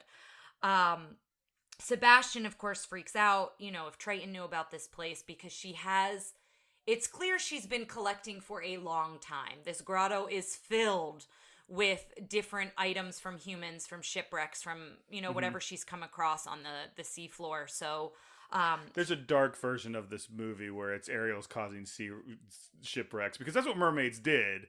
Supposedly, like sirens and mermaids. I think in mythology, like Ariel's like, I need more things for my collection. Well, what I was saying, we talked about it later with Ursula, was that because at the end she raises all those shipwrecks, and I go, well, how many ships are wrecking just off the coast of this kingdom? And I said to Ryan that Ursula was probably doing it, and then Ryan was like, well, that means they'd lose half the kingdom. I was like, maybe they were visitors going to the kingdom and they just never arrived. Well, I'm assuming it was also like merchants, like going that's to why trade. they only eat fish, because like they're like the ship with the beef never shows up. I don't know. But I love how her attention is focused back to the ship, because it goes over that portal not a portal, the window in the grotto. What do you call that up at the top? The hole? I think it's just a hole. I love the scene, but the scene where she goes up and she's singing her song, and it's the blocking, although it's animation, of the scene plus the song is just building. Yeah. And then she gets up and she can't fit through that hole. And she can't get out. But her hand comes out. It's just slightly out of reach. It's so good. Really good. And I cried. It was emotional. I cried at it. I didn't. I'm a man. No, I definitely got it. It's such an emotional scene, and it's done so well. And then as she looks up and sees the sunlight, she sees the shadow of the ship going by, and so that gets her attention to go find it, to see what's going on. And we see that there's fireworks and everyone's singing and dancing on the ship. They're celebrating. We find out it's Eric's birthday, Prince Eric's birthday. And so this is when she falls for Eric. She very much emotionally connects with him, sees him, falls for him. And I love that Max can always sniff her out. It starts here, but Max the dog sniffs to try to find her. He's the one who finds her when she washes up on shore. He's the one who when it's her and Vanessa, it's just a cool little bit. I guess that's true, yeah. So Grimsby presents this birthday present to Eric, and it's this giant stone statue of Eric. And Derek's like, I don't know, Grimsby. For the record, if anybody out there wants to get a giant statue of me, I will not react this way. I will be very thankful. But this is where we find out that Grimsby is kind of pushing him to get married. And we find out that he's coming back from meeting a princess that he didn't really care for, and they're coming back home. So we kind of find a little bit of a backstory of what they're doing out at sea. And then a storm rolls in, and they do refer to it as a hurricane here very quickly. And the sails on the ship winds up catching fire, and they hit the rocks, and it's kind of just this whole chaotic scene. This is the part, I think they do a really good job of making Eric very likable. Agreed. He seems like a good guy, because here it shows everyone pulling things, and Eric's among them doing the work. Yeah, and he's helping people into the rowboat after they all fall off the ship. Well, he saves they all Grimsby. Go overboard. Yeah. He goes and he saves Max. Max is still on the burning boat, and he gets Max off, and then the boat explodes. Mm-hmm. And then that's when Ariel goes for him. Yes. And so she goes for him, she rescues him and brings him ashore, and then Scuttle shows up and is asking, I think asks him, is he dead? And Scuttle opens his eyeball, his eyelid. It's just a perfect circle. I've forgotten that part, but I remember as a kid, I loved that part. He's just staring right at the camera. And then he listens to his heartbeat with his foot. He's like, I don't hear a heartbeat. He's like, I don't hear a heartbeat. And then he wakes up as he kind of hears Ariel singing. And as soon as he wakes up, of course, she goes back into the water, so he doesn't see her. And now it cuts to Ursula, and I wrote here that the polyps are horrifying. They're horrifying throughout, but this is our first shot of them. Yes, I would like to see where you see that they're called polyps. In one of my books, I read they're called polyps. I think we should continue to call them that, but it's just, if we're wrong, I don't care, but it's just great. Just Google what a sea polyp is and see what comes up. I don't want to picture that if it looks anything like the thing in the movie. It's gonna be in my search history forever, Tara. I know I read it because I wrote it down because I was like, oh, that's what they're called. I can't remember where I read it though because I pulled from so many. Oh, these are much lovelier, but yeah, they're definitely polyps. Okay. Well, that makes me feel better. I'll show you a real quick look. Like they're like this thing. Oh yeah. They're much more beautiful, but yeah, that's a good thing. I was thinking polyps like I had a polyp removed. That's what I thought you were thinking, and I was like, no, ugh. that's not what they're referring to. Okay. But yeah, so then it cuts back to the sisters, and Ariel is singing, and it's very clear she's in love. You know, she's very sing-songy. She's kind of daydreaming. And Sebastian starts freaking out because he's finding out that she's in love, and she wants to go back up to see Prince Eric again. And Sebastian's like, no, you cannot go back up there, you know, and why would you? Like, it's so much more fun down here. And then that's where Under the Sea comes in. I love this song. It's so good. So he tries to encourage her to not see Eric again. And there's so much joy in this song. This song is like pure joy. It's so good. All of Howard Ashman's songs, and I guess Alan Menken, yeah, you've but got to... the build is so good. Like, they all, like, the second verse is like, we're going, like, they do it in Poor Unfortunate Souls, they do it in Part of Your World, they do it in this one where by the end you're like, yeah, and it's funny in this one because Flounder she misses comes, the best part. Yeah, Flounder comes to whisper to her. And then it's like, bah, and they're all pointing at where she should be. And she's not there. And it's such a good scene because all the fish are like just kind of barely moving, like holding the spot. And they're like, oh, you see them. And they all just slowly swim away. But again, I'm not really going to describe this scene because stop this podcast and go watch it. And then if come you've back got to us. the Blu-ray version from, I think, 2012, you can pause it and then you can be involved in karaoke. And listeners, Ryan had to step out for a moment, and I paused it and got to belt out Poor Unfortunate Souls, so I tried not to sing it when we watched it, but it's next to impossible to not sing these songs while you're watching it. If you're me, anyway. So then Triton is so excited. Triton's kind of sing-songy. Like, he has the flower that Ariel put in his hair earlier in the day, and he's like, I wonder who it could be that she's in love with. Well, I think he's got a gentle side that they show. Yeah. Like, he's very, but I like... And, like, he's excited for his daughter. Like, he's excited she's in love. And so he summons for the seahorse, who kind of does all the announcements and, you know, I don't want to say the seahorse is second in command because Sebastian really is, but I guess the seahorse goes and gets people and delivers messages and whatnot. But he goes to get Sebastian to say, Triton has heard and you need to come right away. And so this happens in so many different movies, so many different television shows where it's the miscommunication, where Sebastian thinks he's talking about Ariel saving Eric, and he's really talking about her being in love. And so that's basically what plays out here. And he's like, Sebastian, you're keeping something from me. And Sebastian, it doesn't take him long to break down. Yes. He's so, like, he's wound so tightly. He's so nervous. The bit where he's like, yes, Your Majesty. Yes, really good. He's so nervous, and he breaks down, and he's very dramatic, and he talks about humans. And then Triton's like, humans? And he's like, humans? Did I say humans?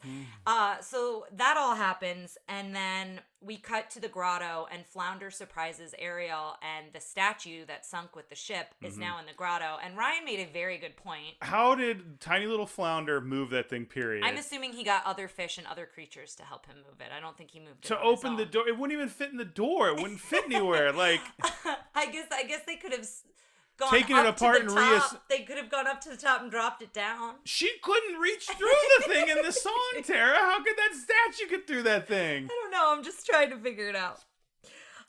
Story's full of holes. So Triton comes in and was unaware of this grotto, did not know any of this existed, and he says he's to be obeyed, and this is where she says, I love him, and that kind of sets Triton off, and he starts destroying everything in the grotto with the Triton. And I like the effect of when the Triton lights up. It happens obviously later with Ursula, but I just kind of like how that looks. And I will say here, the lighting on Triton's face is very similar to Ursula. Like when he's being cruel, it's very reminiscent of when we see Ursula really intense. I don't know if you noticed that, but like the lighting changes on his face. And so I found that really interesting. It was a very villainous scene. Yes. Even though he's not the villain. Yes, and so he destroys the statue. And so he leaves, and Ariel is sobbing, and then Flotsam and Jetsam come in, and they have the creepiest voices, because they're kind of digital sounding, and I don't remember their voices being, like, that weird. I don't know if it's digital, but it is an older actress doing it. Yeah, but it has a digital. Do you know what I mean by digital? Like the sound almost sounds like robotic, almost a little bit. But they basically tell her that, there's someone who can solve all your problems. And when she realizes they're talking about the sea witch, she says, no, you need to go away. And then they throw the face of the statue at her. Yeah, just flick it at her. Just to be like, are you sure? And they swim away. And then she says, wait. And she follows them to Ursula. And so Sebastian and Flounder see what's happening. They follow as well. Her lair is so cool. What is it? What is it made out of? It looks like a skeleton of a fish. Of some monster. Some, of some prehistoric... sea monster. Mm-hmm. It's so... I want them to probably recreate the thing that was killing all those ships. I want them to recreate it somehow. I don't know. Well, it might be in the ride. We have to do a ride through the ride. There is on the Blu-ray a ride through of a different ride they did. And there's a making of like the ride that never was that looked really cool. But but it's so cool. The colors that they used here and everything about her layer is awesome. And then we see the polyps again, and Ariel has to swim through them. Why would you put those forefront in your business of tricking people into doing deals? I think it speaks to how persuasive she is, because Ariel sees them. She makes eye contact with them. And even in the song Poor Unfortunate Souls, she says those who couldn't pay the price. You watch those figures in her cauldron turn into a polyp, and Ariel still does it. If you're like a leg breaker or something, someone doesn't pay on time, you don't display all the pictures of you breaking people's fingers. You're from Jersey, you know this. I guess. I just think it's a testament to how persuasive Ursula is. Okay, but yeah, I see your point. So Ursula sits down at her vanity. This is very reminiscent of Medusa. Instead of taking makeup off, she's putting makeup on. And I always remember when she pushes out whatever's in that clamshell and puts it on as her lipstick. And then of course, the best song of all time. Poor Unfortunate Souls. Before we hit that, because she puts mousse in her hair or something. Yes. I really like her haircut. It's a very cool. I love her haircut. Yeah, I love her hair. Her design across the board. And as we mentioned earlier, the earlier versions of her design were also really interesting. I like what they decided to go with, but she always had a very interesting design quality when they were editing to decide what she finally looks like. And I wrote here with the song, it's perfect. Again, stop what you're doing and go watch it. I almost don't want to talk through it because it's so good and it stands on its own and it's so strong. I do love at one point she shimmies with seaweed. It's pink seaweed. And she puts it over her head. Because she's a saint. Yes. Yeah. And I wrote here again, her tentacle movement. This is where you really see it. This is where it's showcased, even before body language. But, it's showcased really well. But this is where we find out Ariel will have 3 days to get true love's kiss. And then if that doesn't happen, she will belong to Ursula. Well, one of the things Howard Ashman made a big deal about was he wanted songs to push the story along. And I think this is a good example of it, we're not stopping down, and when we return at the end of the song, things are exactly how they are. We learn stuff, and sometimes it's a musical number, so everyone's dancing. But by the end, it's we learn something about Ariel. Forward, yeah. Ariel has left in the middle of this. Ariel has legs by the end of this. Oh, I mean, Ariel has left in the after Under the Sea. Yes. And in this one, it's her interaction with Ursula is the song. Yeah. So I that's why I don't like musicals where they're I'm happy, let me sing why I'm happy. And then you get to the end, it's okay, so the next thing, it feels like all of a sudden someone went in the middle of a story, just what if I decided to just sing a completely different song to you? It's very plot driven, yes. Which and I think this song is a great example of that. Also, when they zoom in on her teeth when she says your voice, and she can see every individual tooth. You also notice the way she has that one snaggle tooth. I've noticed that as a child. I think it's a fang. They're over here. They're drawing her canines to give her a little bit more of a menacing look. But instead of having just a straight line to delineate her top teeth from her bottom teeth, it jags at one point. But you only see it every so often. Well, when she smiles that wide, yeah. And then her eyes when she's casting the spell. So when she's over her cauldron and she's got Judge Doom eyes. Yeah, and then the colors change on her. She's all greens instead of purples, and oh god, it's done so well. And then the next thing we see is Ariel coming. We see the transformation of Ariel. We see her coming up out of the water, and that very famous shot of her like flipping her wet hair back, and all that beautiful sparkle. The sparkle on the water, the sparkle on Ariel. It's just done so well there. And we hear Eric playing the flute, playing the song that Ariel was singing when she saved him. Well, Part of Your World, yeah. Yes, yeah, sorry.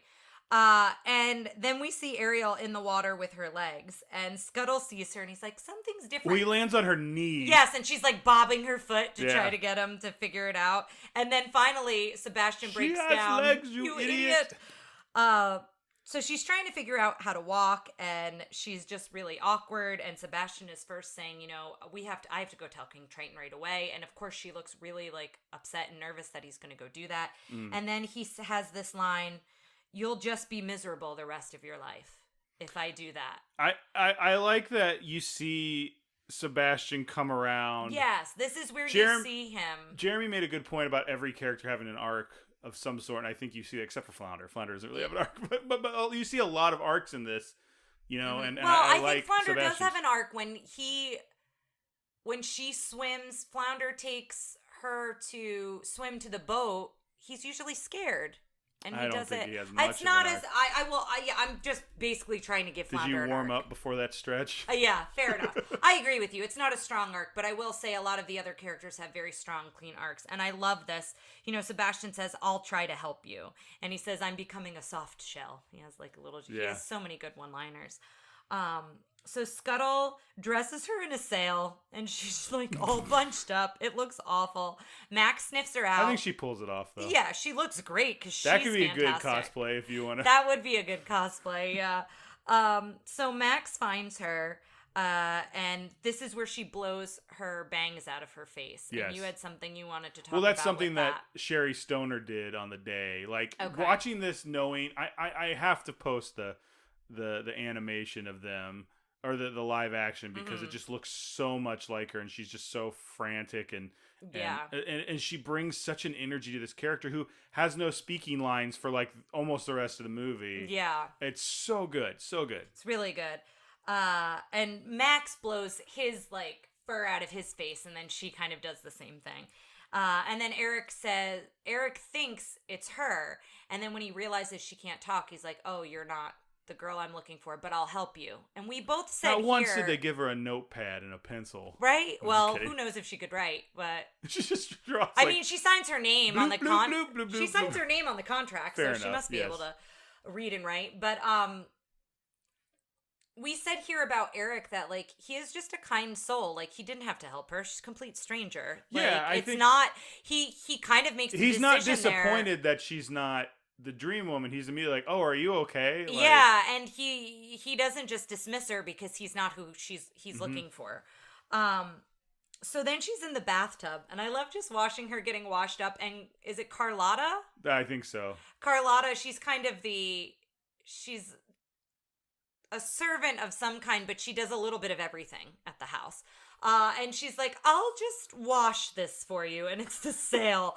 And so then we go into the laundry, and Sebastian was in there, and so he's like getting on the washboard, and he's going like da da da da da, and like all that. It's another comedic bit. I don't know why, but there's a part where he's getting passed along. He goes, "Madam," like he just tries to get someone's attention, and it made me laugh so hard. Yeah. I don't know why. And then they throw the laundry, they shake it out to dry, and then that's how he gets thrown into the kitchen. And so we will meet Chef Louis shortly. The other villain of this piece. Yes, but that's how he gets thrown into the kitchen. So then she comes downstairs in this pink dress, and I did just want to talk briefly. Let me go back to my notes.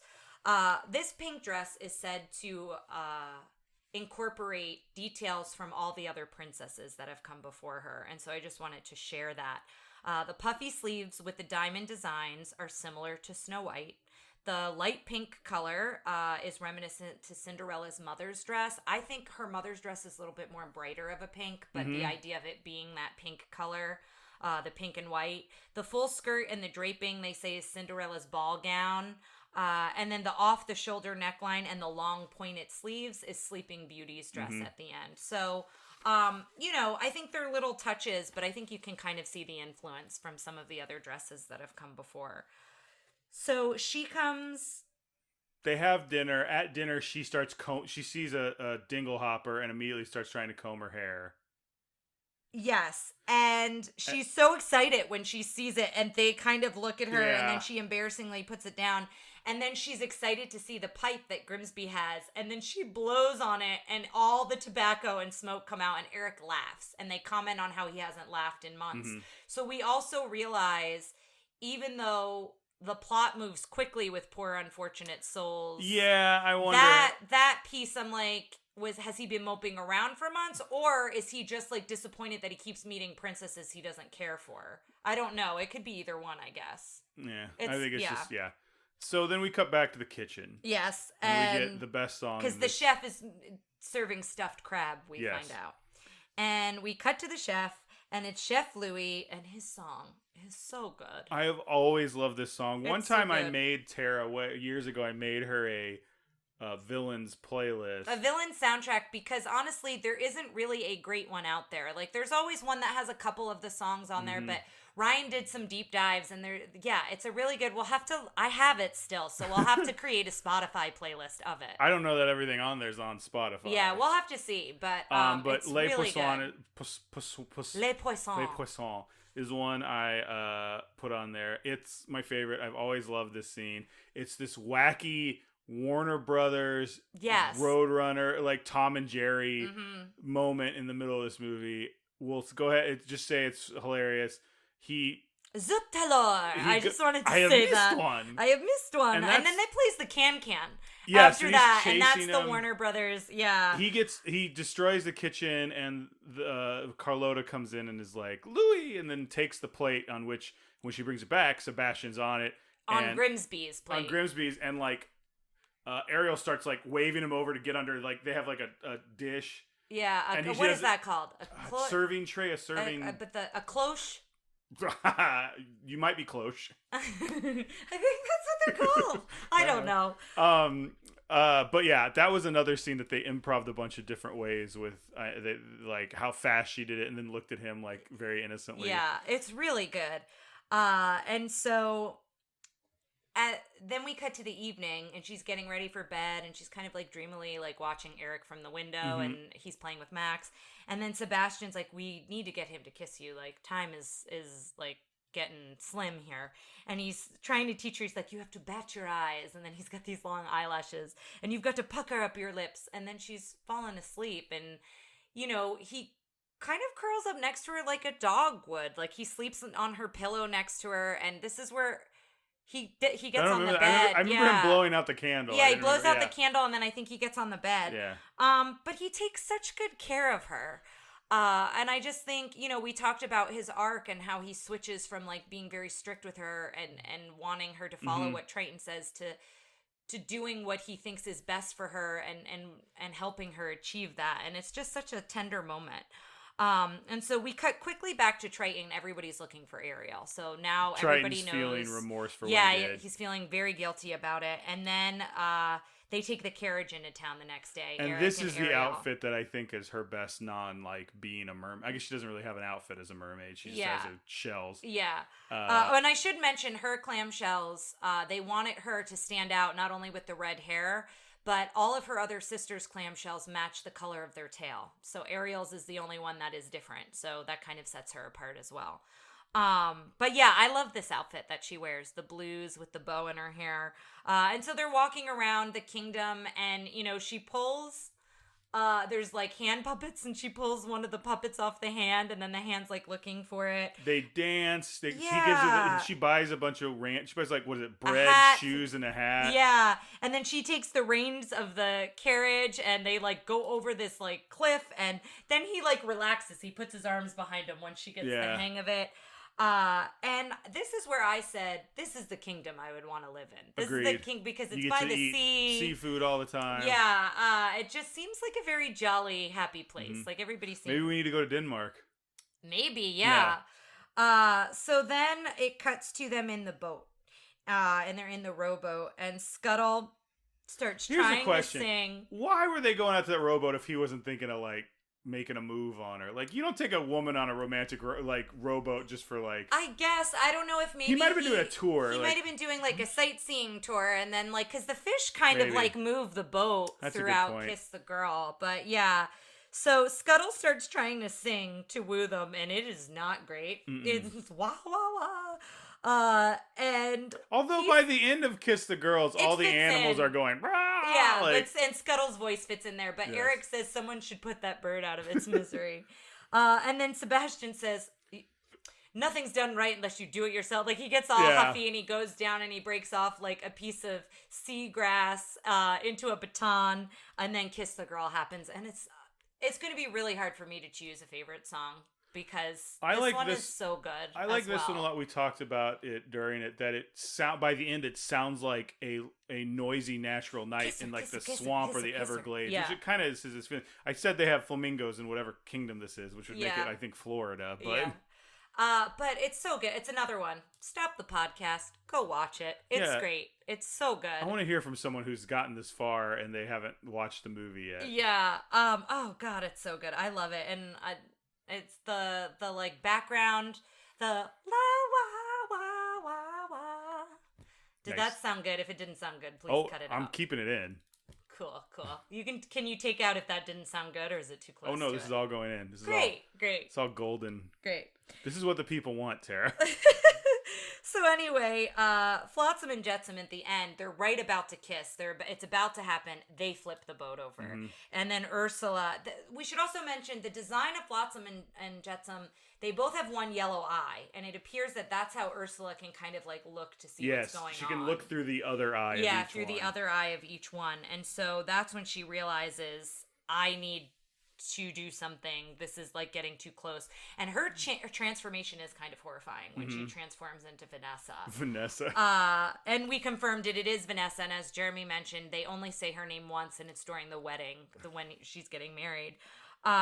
So Grimsby, we also were like Team Grimsby for several reasons, but he's trying to get Eric to see that, like, Ariel's a really nice girl. Like, instead of, like, trying to find some mystery girl that you don't even know exists, like, here's a very sweet girl in front of you. Like, he doesn't seem to care that she's a princess, and he's trying to just talk Eric into, like, maybe she's the one that you should be spending your life with and focusing your time on. So it was just kind of another, like, tender moment there.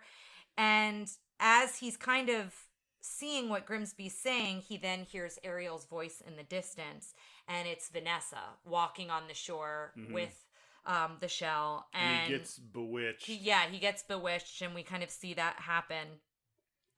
And then Scuttle, the next morning, wakes up Ariel and says, oh my gosh, we did it. And he's so excited. He's like, everyone in the kingdom's talking about it. He's getting married today. And so Ariel seems very excited, thinking it's her. And Sebastian seems confused, and I think also a little bit like, I don't think this is what we think it is. And so she goes downstairs and she sees that it's Vanessa, and that, they're getting married. And so she's very upset. She runs back to her room.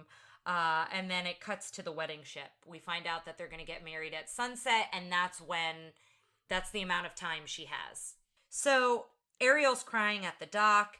And so Scuttle goes to fly to see what's going on, and that's when he sees that Vanessa, he sees the reflection, it's actually Ursula. So he comes back. She's still being voiced by Jodie Benson, though. Yeah, it's Ariel's voice. It's really good, the way she does it there. And she's like, but she sounds like... Ariel, but like has this evil spin on it.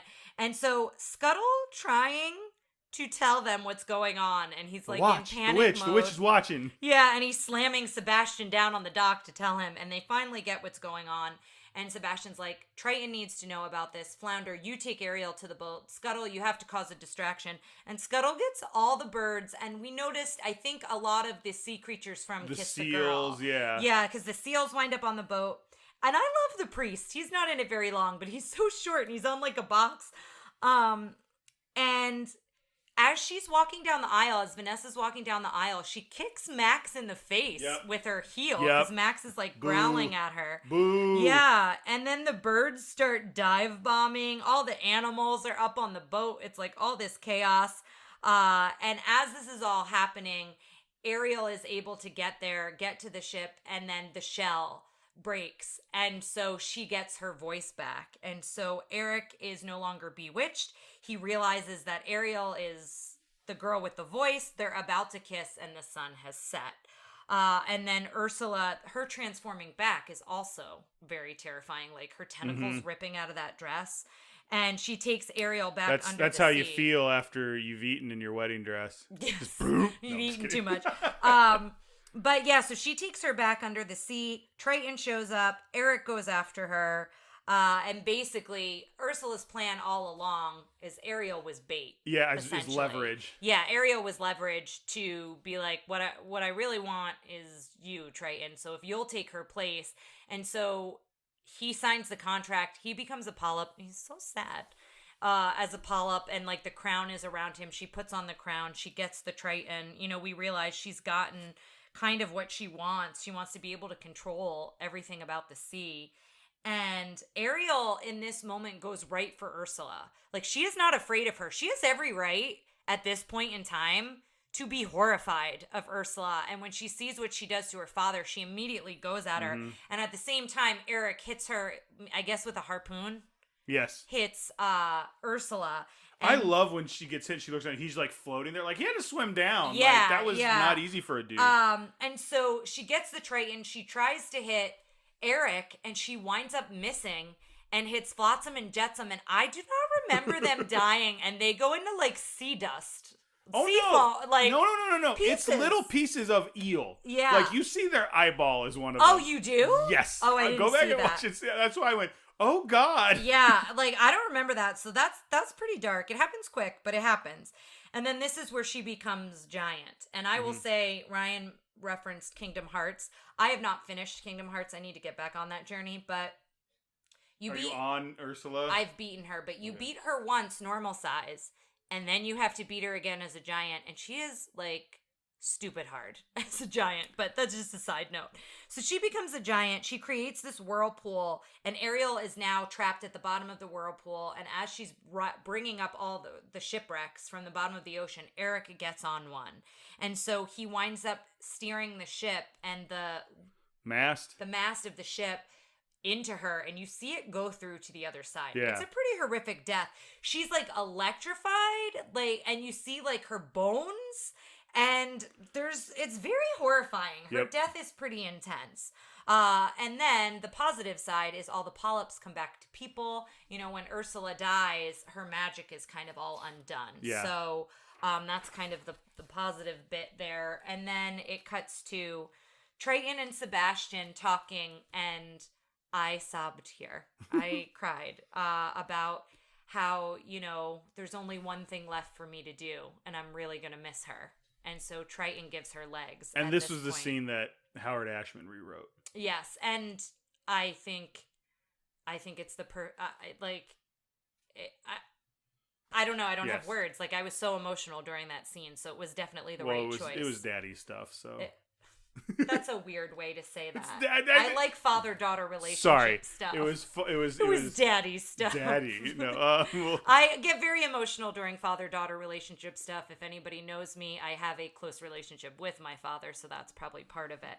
But it cuts to the wedding, and we see that the chef sees Sebastian and starts chasing him, and Sebastian kind of gets his triumph here because he knocks something into the chef's mouth and all of his teeth fall out. Oh, it's gross. And then because you see the outline of the gum. And yeah, and then we talked about this at the end, but Triton kind of comes up to the boat, to the ship, hugs Ariel, and then gives her the rainbow as kind of like, here's my blessing. Not only because he does transform her, but I think then that he gives his blessing. But transforming her is to make her happy. He's also saying it's okay for Pete to be gay. So, Triton says trans rights. Yes.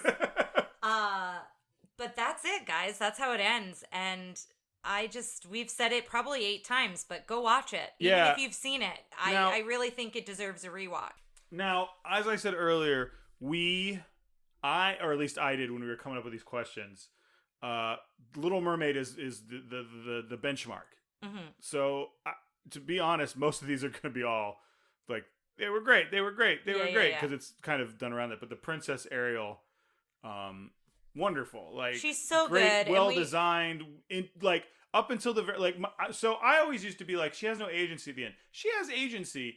I would have liked it if the focus had been Ursula trying to kill Eric and then Ariel does something to defeat Ursula. Yes. That's it. That's my one, like, yeah, and we biggest talked gripe about this that they movie. kind of correct that with the musical, which I think is deserved.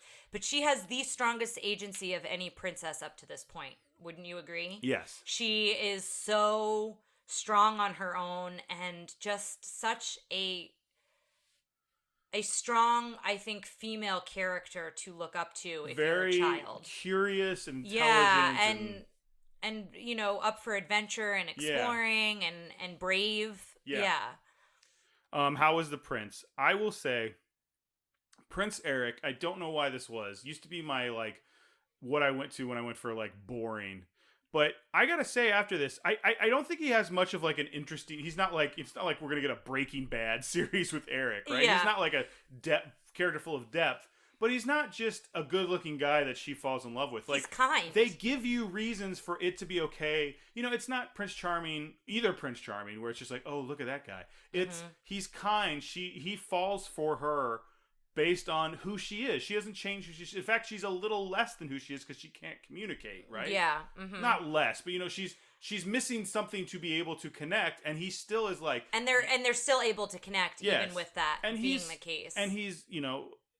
not just good looking. He's something, I think, to, you know, for a story that is, I'm going to fall in love with this guy in one day, he was more interested than just, like, he's a hunk. Yeah, and I think the kindness is really important. The fact that he does care for her and take her in, and, you know, I think, I really like him. How were the sidekicks? Fantastic. Yeah, I think Sebastian is wonderful. Amazing. Besides Ursula, Sebastian is like one of my favorite parts. I love Sebastian. I love Ursula, but I've like fallen in love with Ariel. I mean, I liked Ariel as a child, but I feel like I always really was into the villains, and I totally fell for everyone all over again in this film. Flotsam and Jetsam were a little better than I remember them. I still think there's better... I think there's better like henchmen out there for villains, but I think... I'm not saying they're bad, they're just not super interesting. Yeah. Flounder, I think, plays kind of a fun role. He's, you know, I think Sebastian has more focus than Flounder does, but... Flounder's fine. Yeah. Scuttle, I remember being like, I don't remember, like I remember as a kid I liked Scuttle, and I didn't think he would hold up, and I thought he was really funny this time. I laughed a lot at Scuttle and Sebastian. I think that's kind of the point. They have a lot of the funny lines. Yeah, I think they have 3 because there's such a large portion of this movie where they have to do the communicating for Ariel to the audience. Yes, and they need somebody who can be on land as well as the ones in the water. Exactly. So, yeah. And you only get to pick one. I don't. You only get to pick one. One. You have to pick one. Or the podcast is over. What is your favorite musical number? Yours is Les Poissons. 100%. Do I think that's the best song? No. It is my favorite because it is... I have to say Poor Unfortunate Souls. Yeah. I have to. And you're not... And by that, you're saying that that's the best song and anyone who doesn't like the other ones is dumb. Absolutely not, because my favorite songs are Kiss the Girl, Under the Sea, Poor Unfortunate Souls, and Les Poissons. So basically all of the songs. Well, the interesting thing is there's like 2 other songs. There's that sea shanty at the beginning, and then there's I liked that sea shanty, by the way. It was kind of a fun way to open it, I thought. Well, it was interesting because I remember when we were approaching this, I went, oh, we've got those 2 very dumb songs at the beginning. And they're fine. Like, for throwaway songs that no one really remembers, they're decent songs. Yeah, well, and I think folks do remember the song with announcing all the princesses because putting it to a melody, it's easier to remember their names, right? If anybody out there actually knows their names, honestly and earnestly, without looking, knew their names, or listening to us, I will send you a nice note. Just or do something. Let us know. There's no way anyone out there's like, oh, it's a Quada Arena. Yeah. But okay, does it hold up? Female character agency. I think we've covered that. I think she's a great female character. She's the strongest woman we've had up to this point, don't you think? As far as princesses go, I think she stretches what it means to be a princess or just a woman in these movies. Yeah. Because previously it's like, I think, you know... I'm not saying it's the best example of it, but I think up to this point, I think she is. Drinking and smoking, there's some pipe jokes. Yeah, but very little. Yeah. Ethnic representation. There is a blackfish joke in the that like Under kind the of Sea has a soul singing moment. It's very quick. The Duke of Soul, I think, is supposed to look like somebody, and they're both kind of yeah.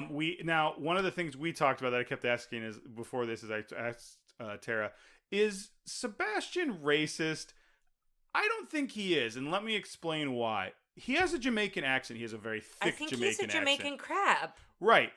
But there's nothing in there to be like, he doesn't have like, he's not a Jamaican stereotype. He just, everything in there is nothing leading you towards like. I think that's where he grew up and he just floated and found his way to Triton. He's not a real person, Tara. What I'm talking about is a representation in this fictional movie. I'm sorry. And I don't think they do anything to be like, because he plays calypso music, and I think that's kind of why they decided to do that. Mm-hmm. I think all of the times that I imitated his voice during this podcast were probably racist, and I apologize for that. Yeah, that maybe crosses the line, but I don't see it that way. But again, listeners, if you feel differently, I'd like for someone who is maybe has that background to kind of help us out there. But I think it's more of just a bunch of white people imitating him that I went, this feels wrong. But when you see it in actuality, I don't think it is. Yeah. Guns and firearms, he throws a harpoon. Nothing much. So guys, we're going to get back on the line with Jeremy, and we'll be right back for our villain ranking. All right, guys. So we're back, and Jeremy's back with us, too. Hi. Sorry, I usually point, and I can't point. That's fine. You did great. It's all right. Too late. But we are back. We have explained the infallible scientific villain ranking him. But I actually wanted to approach Jeremy with a question. I asked Tara this during the viewing, but I didn't ask her on the podcast, so you can answer as well. Okay. Is Eric a hunk? Yeah. Yeah, I said that I don't remember having a crush on him as a child, but like he's very good looking. Like he's very easy on the eyes. And I like dark hair and blue eyes because I feel like you don't see that. Excuse me? What I'm saying is you don't see those. Obviously, you don't have that, but you don't see those traits in a woman or a man. I like black hair with blue eyes because it's unique. You don't usually see that, I think, as often. I asked because I feel like growing up I knew a lot of girls who were like, ooh, Eric, Prince Eric. And then it's like the joke, like whenever a comedian or someone makes a joke about a Disney prince that's like our age, it's Prince Eric. Oh, that's funny. Oh, I'm more of a Prince Philip kind of person. Oh, really? He's very handsome. Yeah. And I remember Jeremy used to make fun of me for having a crush on John Smith, who's like the plainest. Oh my God. Oh, I think now, but as an adult, I think he's very sexy. Yeah, and unfortunately, he has a voice of someone who has gone off the rails. A crazy person. I think the current computer animated ones are giving some of these guys a run for their money too. So, but I think Eric is a pretty solid. I just wanted to get an opinion on that before we move forward. So, listeners, you may be telling yourself, surely they're going to do Ursula, and indeed we will. But before we get to Ursula, I was going to say, we need to do the other one. We need to address the fact that this movie has two villains. The first one being Chef Louis. So, let's go for our first category for Chef Louis, frightening. I mean, I think he's got some points there because when they show everything in there, Sebastian is terrified. Yeah, and like the way he like goes to chop him up with that knife, and he's kind of crazy looking. In action, I think he's frightening, but if I were to just encounter him, I wouldn't be afraid. Well, that's because you're not a crab. I'm gonna give him a 4. I'm kind of surprised, but is a 4 too high? You can give him whatever you want. I'm giving him a 3. I'm gonna give him a 3 as well. Okay. He's like a neutral frightening. I'm gonna give him a 3. Nope, right, you said 4. No, you're gonna keep me on 4 because I feel like too often we just all agree, and I'd love to see. Okay, I'm gonna stay with a 4 because I'm going off of how scared Sebastian is. Yes. Throughout. Okay. Like he's like petrified. You're empathizing with Sebastian. I am. I totally am. Funny. I think he's a 4 or a 5, maybe. I love Chef Louis. So what's your number? You guys keep going. I'll think about it. What's your number for him? As funny? I don't think he's funny, but I think intellectually I understand that he's funny, so I will give him a 4 as well. Now do you want to do that? Because I think should it be objective or should it be subjective? I mean, it's his number. You can do whatever you want, Jeremy. I just want to give you. I think he's on paper funny, but I don't find him funny. Yeah. Okay. My other question is: we talked about Sebastian with a Jamaican accent. We never addressed Chef Louis and his French accent. Because I think there's a difference between a white European cultural bias versus a black Caribbean. Agreed. Yes. I just wanted to put that out there, but yeah. I'm gonna give him a 4. Plus, you know the Jenkins motto is you can make fun of the French all you want. I know, there ain't the nothing Jenkins wrong don't with like that. the French. We have a long history. Nope. Fierce. Wait, what was your number? You never gave it. I gave a 4. Okay. Fierce. I think he wishes he was, but I don't think he very He's much. also clumsy. Like, look at that kitchen after when Coletta comes in to get the food. Yeah, like he's losing it. Yeah. Oh, we got ladies collar picked up. recording. I'm gonna give him a 1. I don't think he's fierce at all. I think he lacks fierceness. Yeah. So I would say 1 is generous. Yeah. I am giving him a 2 because I think when he starts off and he's like, and he's doing that, I think that's a little. He's trying to get in there. All right. It's a soft 2, but there it is. Effective. I give him a 1 because he never. The whole point of it is that he never catches Sebastian. He ruins his whole kitchen, Yes. and Sebastian winds up getting him back in the end. Yes. Like, he never gets him, even at the end on the wedding boat. Yes. Yeah, so he's a 1. He's Wile E. Coyote. His one goal, the thing that makes him funny is his ineffectiveness. Yeah, I see that. Yeah. Jeremy? Also a 1. Not great. I have nothing else to say about it. Design. I gotta be honest, I put him at a 2 or a 3. Like, I think I like him, but he's just, like, when they get close up on him, he looks kind of weird. Yeah.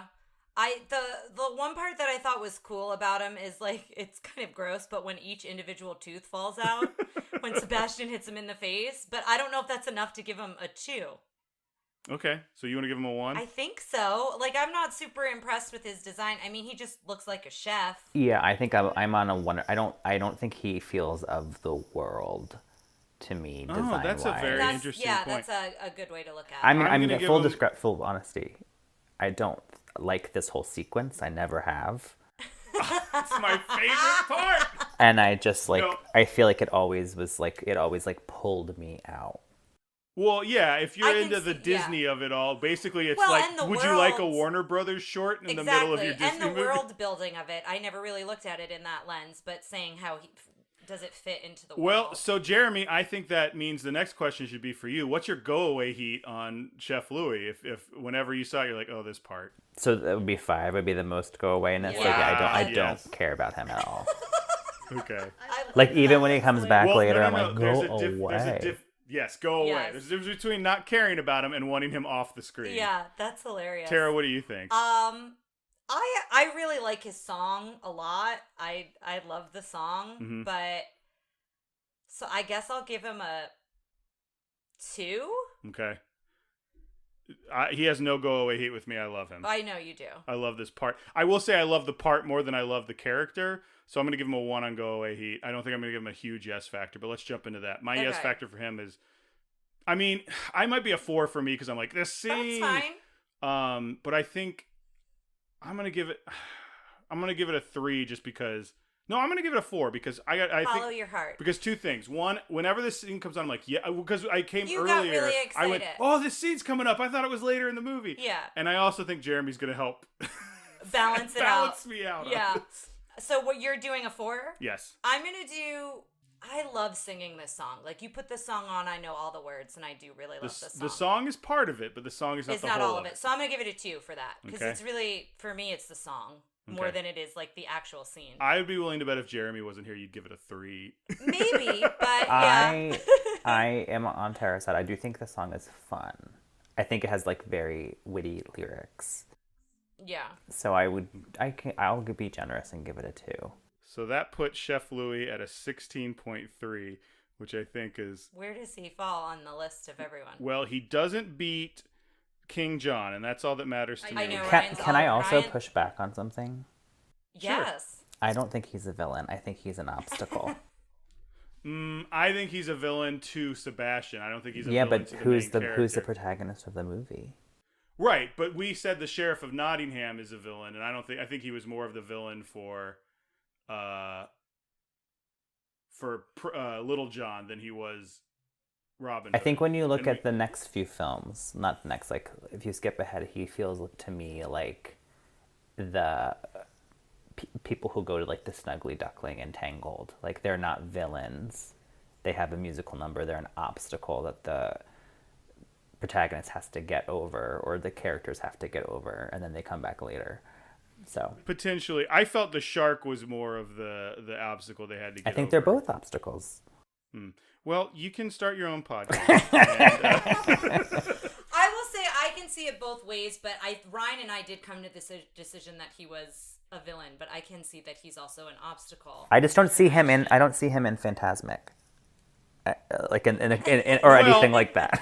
Hold on, do you see Aunt Sarah from Lady and the Tramp in Phantasmic anytime soon? This is true. But we have a very low bar for villains on this podcast. We do. I will say we try to tease it out fairly well, but just so everyone knows, he got a 16.3. That puts him below Honest John, but above Jenner from Secret of Nem. Oh, okay.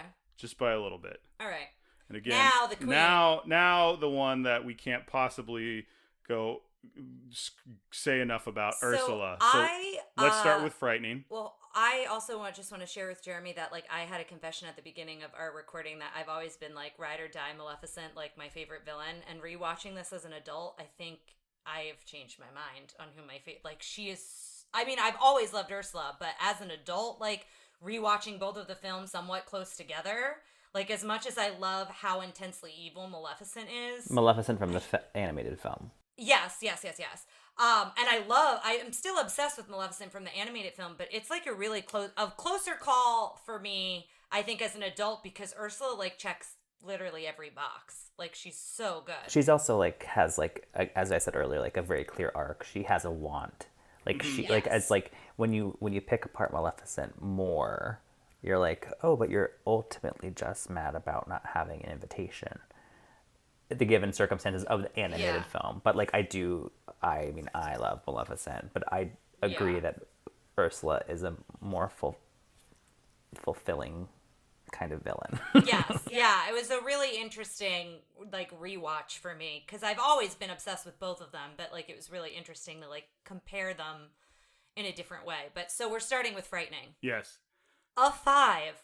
Okay. Like, let's just talk about her death scene and, like, when she's a giant. And that's even, like, but even her entrance, we talked about how she's in the shadows and the way it, like, closes out and it's just her eyes at the end. Like, there's, in every scene, there's something she does that's unsettling. Like, so she's a 5 for me. What do you think, Jeremy? I'm, I think, going with a 5 as well. I think there's also something, like, really untrustworthy of her the entire time. Like, you don't know if she's unsettling. Yeah, like if she's gonna snap.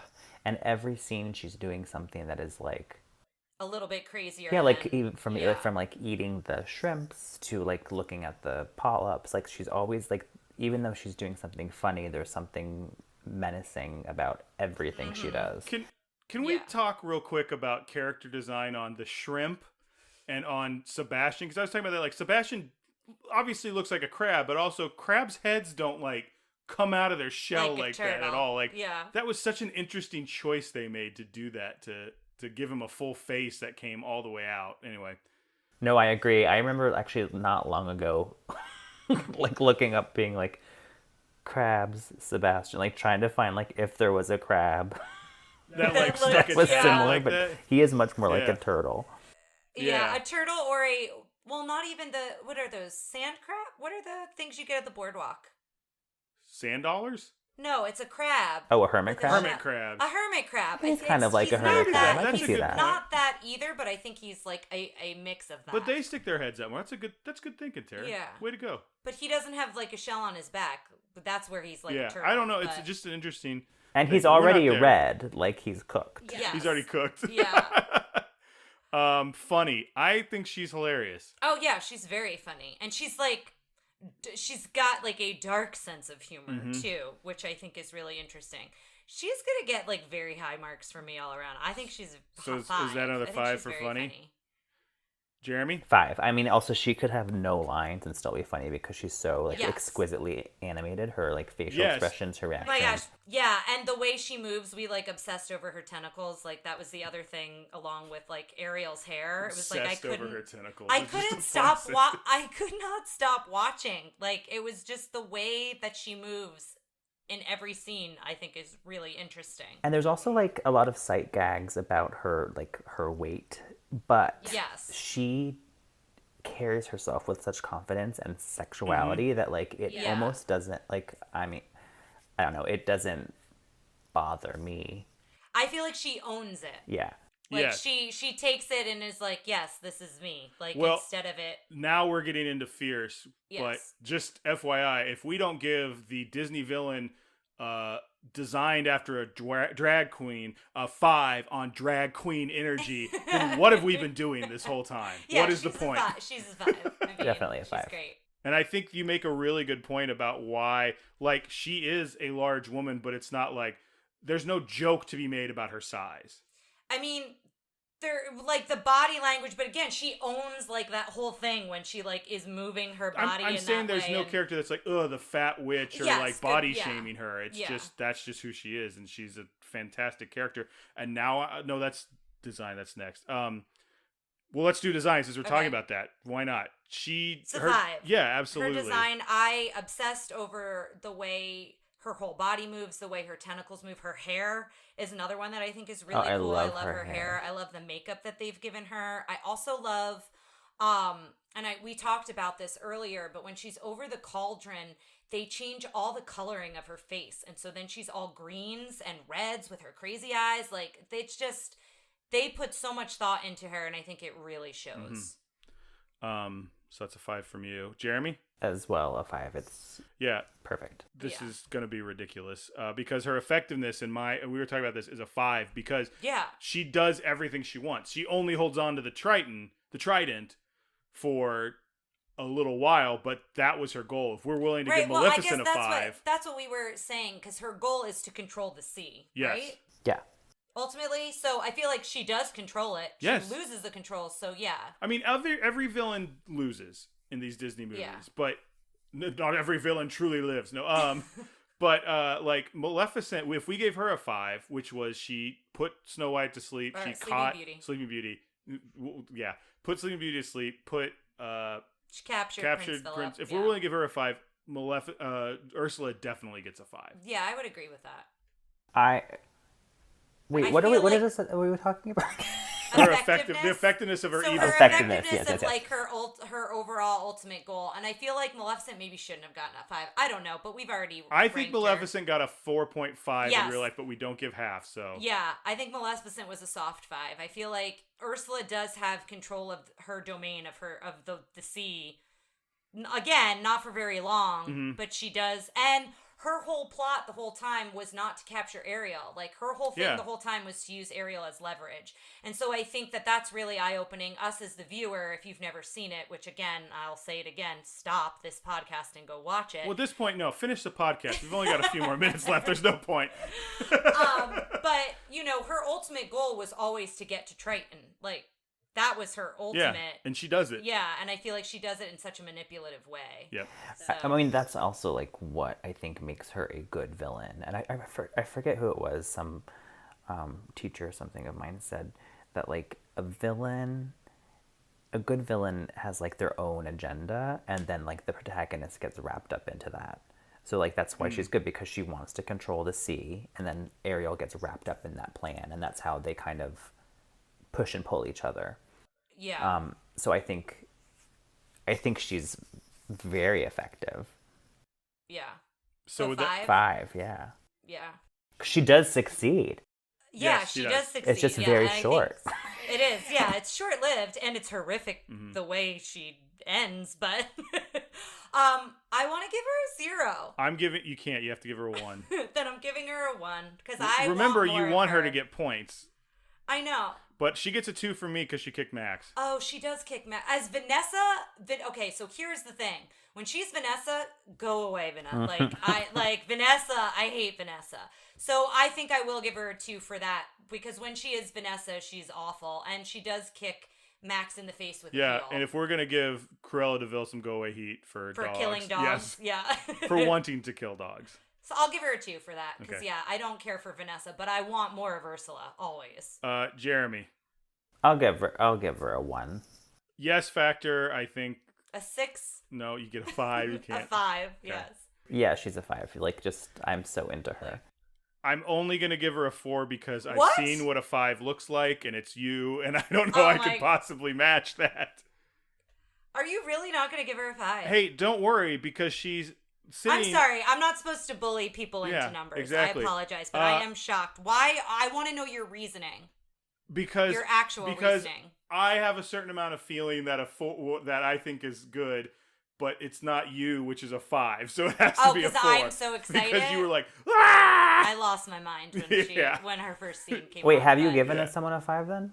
Have I? Yeah, who have you given? Oh yeah, I have. Listen, guys, you know what? I could give her a 5. In fact, I will. All right, we've bullied you into this 5. That's so the thing is now it's tainted, but don't worry because she has a 31.3. Oh my gosh, which she's not, pulls her ahead to number 1.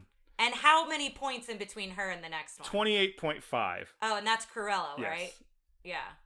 She's. And I've been saying this for a while, and I don't want people to think I just went, oh, I want Ursula to be number 1. But, like, I literally last night in bed thought about this ranking and was like, I can't not give her this because she does this, like, and then watch it in the movie. She deserves to be at the top. Like, she hits, like I said, she checks all the boxes. I'm really happy she's There's at the parts top. of me that are like, maybe I should have given her a 4 for funny because I think there are characters I find funnier than her.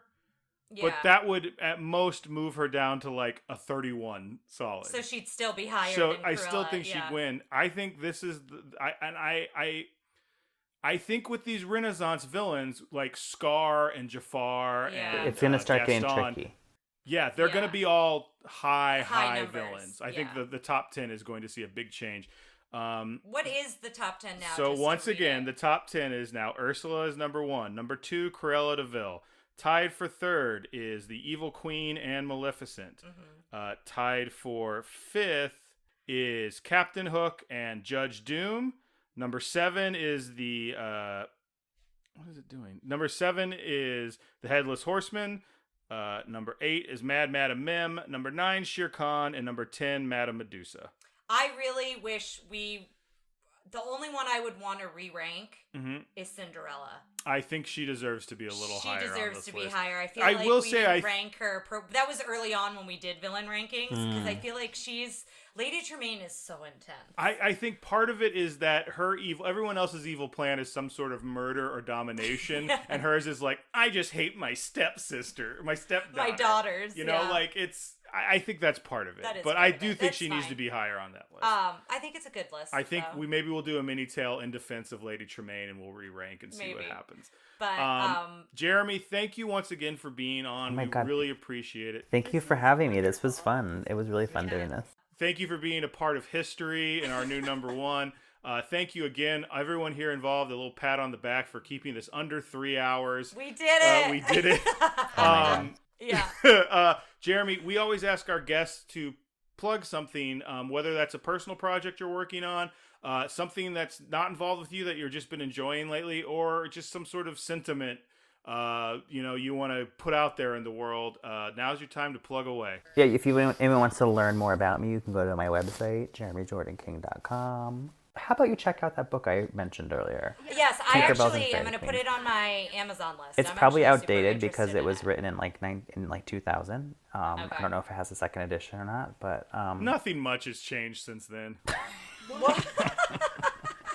All right. Well, thanks, guys. I believe our next movie is Rescuers Down Under with a returning guest. Yes, yeah. So Danny will be back for that one. So until next time. Bye, guys. Bye. Thanks for listening to Tara and Ryan's Princess Diaries. If you want to tell us your favorite Disney villain and why it's Gaston, send us an email at trprincessdiaries@gmail.com. Or you can send a tweet about how great Maleficent is to @TRPDiaries. Check out our Facebook group by searching for Tara and Ryan's Princess Diaries. Tara and Ryan's Princess Diaries are available on iTunes, Stitcher, Spotify, Overcast, and many more. Wherever you hear us, please be our knight in shining armor and give us a 5-star review. Thanks again, and until next time, remember to always live happily ever after.